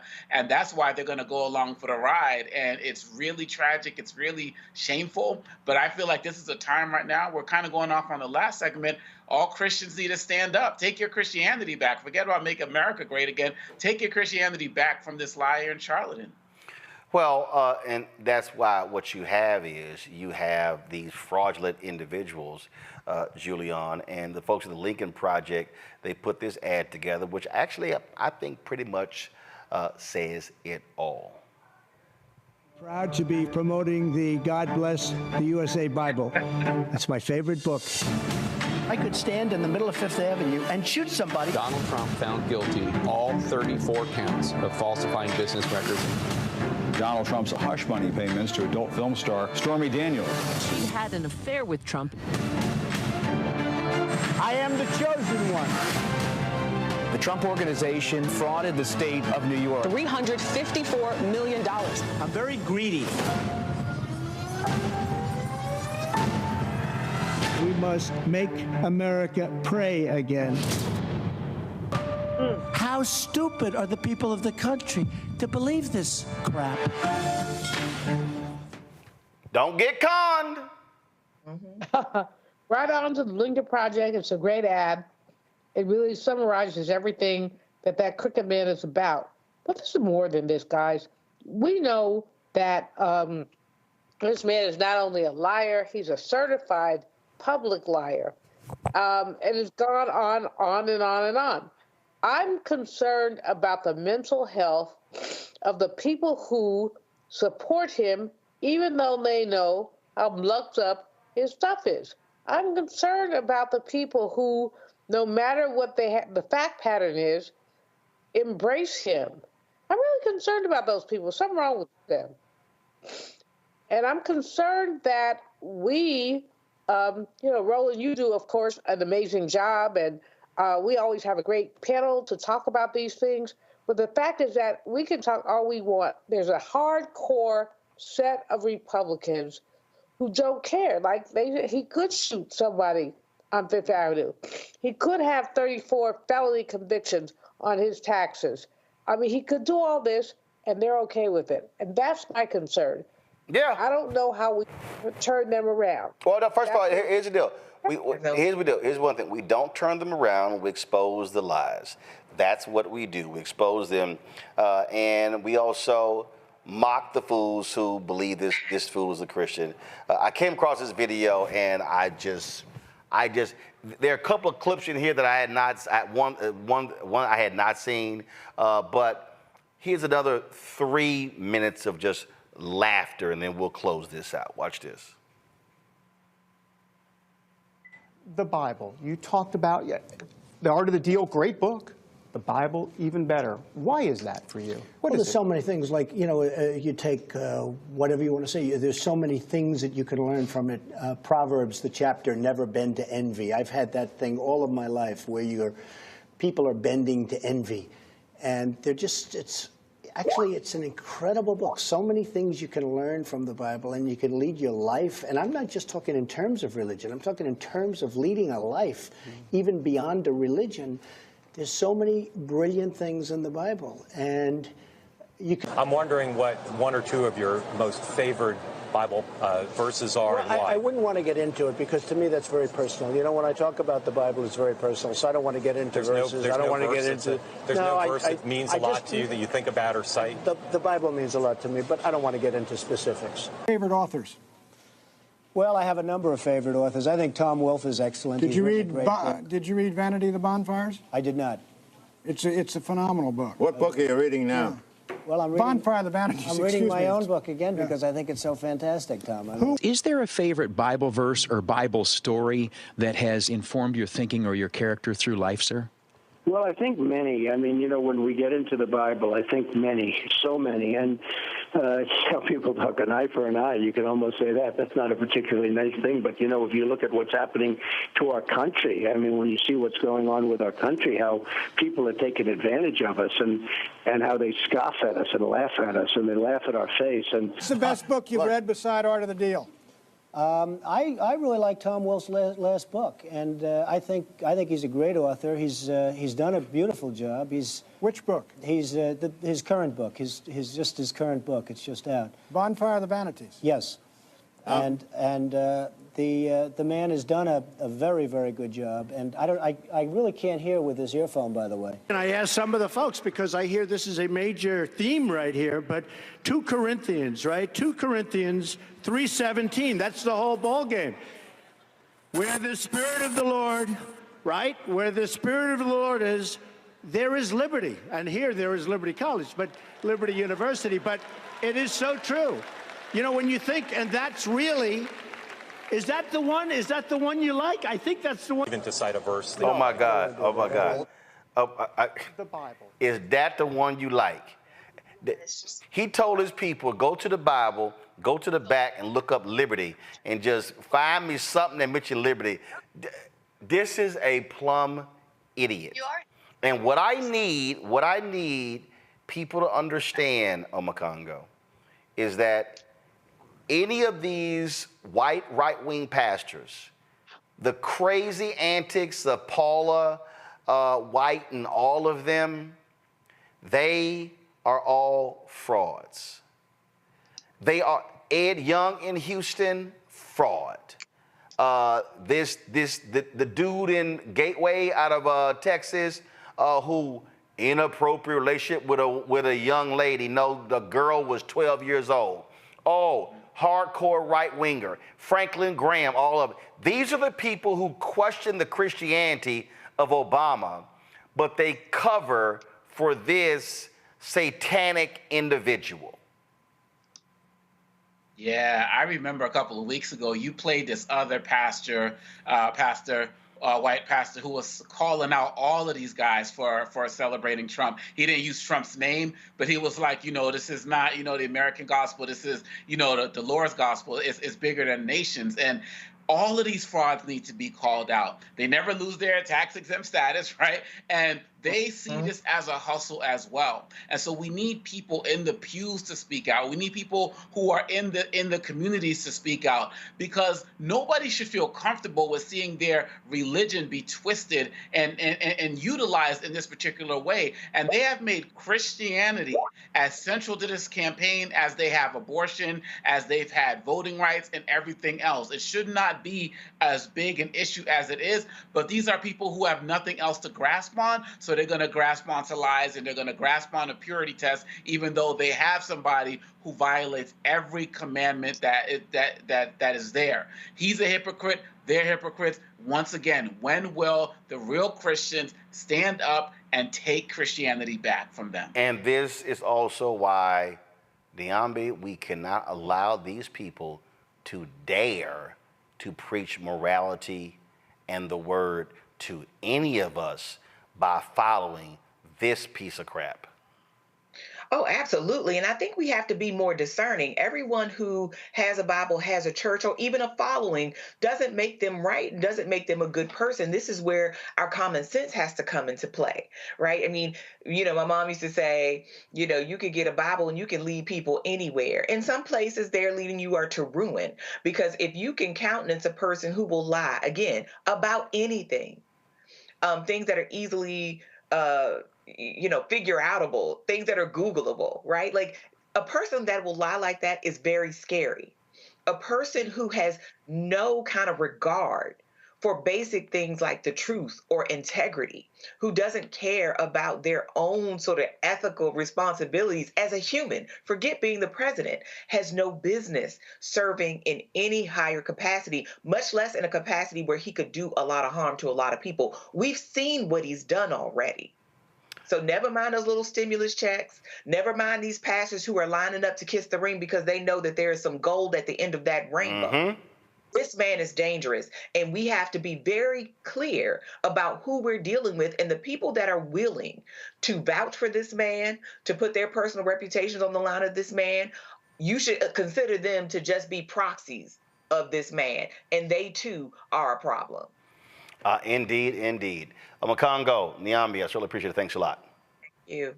Folks, and don't forget the pastor, Lauren Livingston, who I'm going to close out the show with this, who had this to say about Trump selling that despicable, him literally selling the Bible. But this commentary about this pastor, about this white preacher, on point. Some of you bring politics into the church. You think that politics is spiritual stuff. Politics is of this world.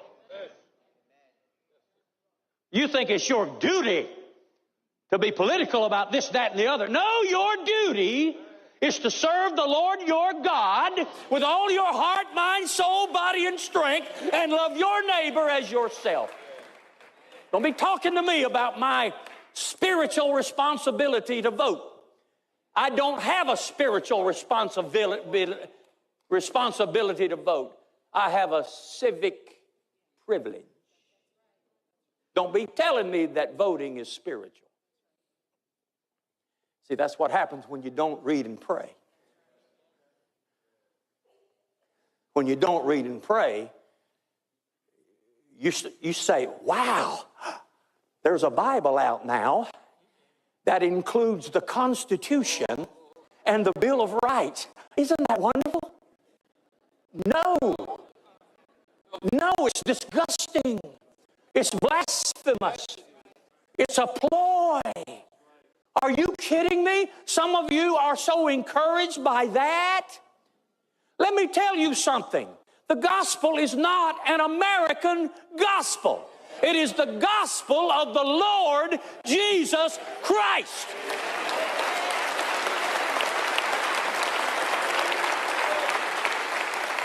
But Pastor, I bought the Bible. Really? You're telling me that you're encouraged because someone took a government, U.S. Constitution, a document that says we are of the people, by the people, and for the people, the people, the people, the people. And you have put it right beside the Word of God, which is eternal, unchanging, which says, of him, by him, through him, to him, from him are all things. And you're going to put those together and be happy about it? God forbid. Now, you can get mad if you want to, but I'm going to tell you something. If you glory in that kind of thing, you don't have a prayer life. If you glory in that kind of mess, political mess, you do not know what the Word of God says. I'm going to rear back and tell you something. This is not my home. This world is not my home. I've been sent out just like the 70 were sent out. You've been put here and sent out just like the 70 were sent out.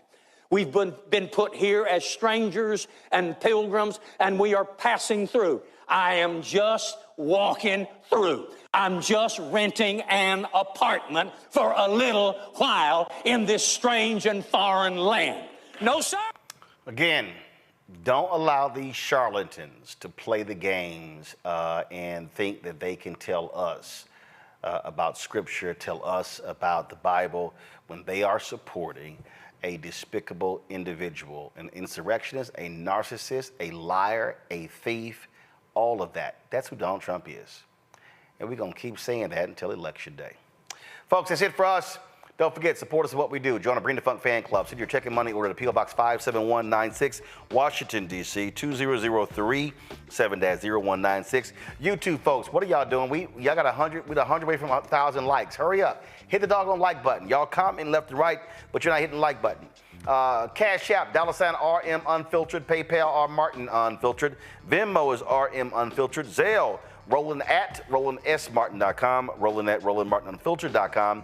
Download the Black Star Network app, Apple phone, Android phone, Apple TV, Android TV, Roku, Amazon Fire TV, Xbox One, Samsung Smart TV. Be sure to get a copy of my book, Why Fear? How the Browning of America is Making White Folks Lose Their Minds, available bookstores nationwide. You can get it at Ben Bella Books, Amazon, Barnes & Noble, IndieBound, Bookshop, Chapters, Books A Million, Target. You can get the audio version on Audible. Folks, that's it. I'll see y'all tomorrow right here, Roland Martin Unfiltered, on the Black Star Network. Holla! Black Star Network is here. Oh, no punch! I'm real revolutionary right now. Thank you for being the voice of Black America. All momentum we have now, we have to keep this going. The video looks phenomenal. See, there's a difference between Black Star Network and black-owned media and something like CNN. You can't be black own media and be scared. It's time to be smart. Bring your eyeballs home. You dig?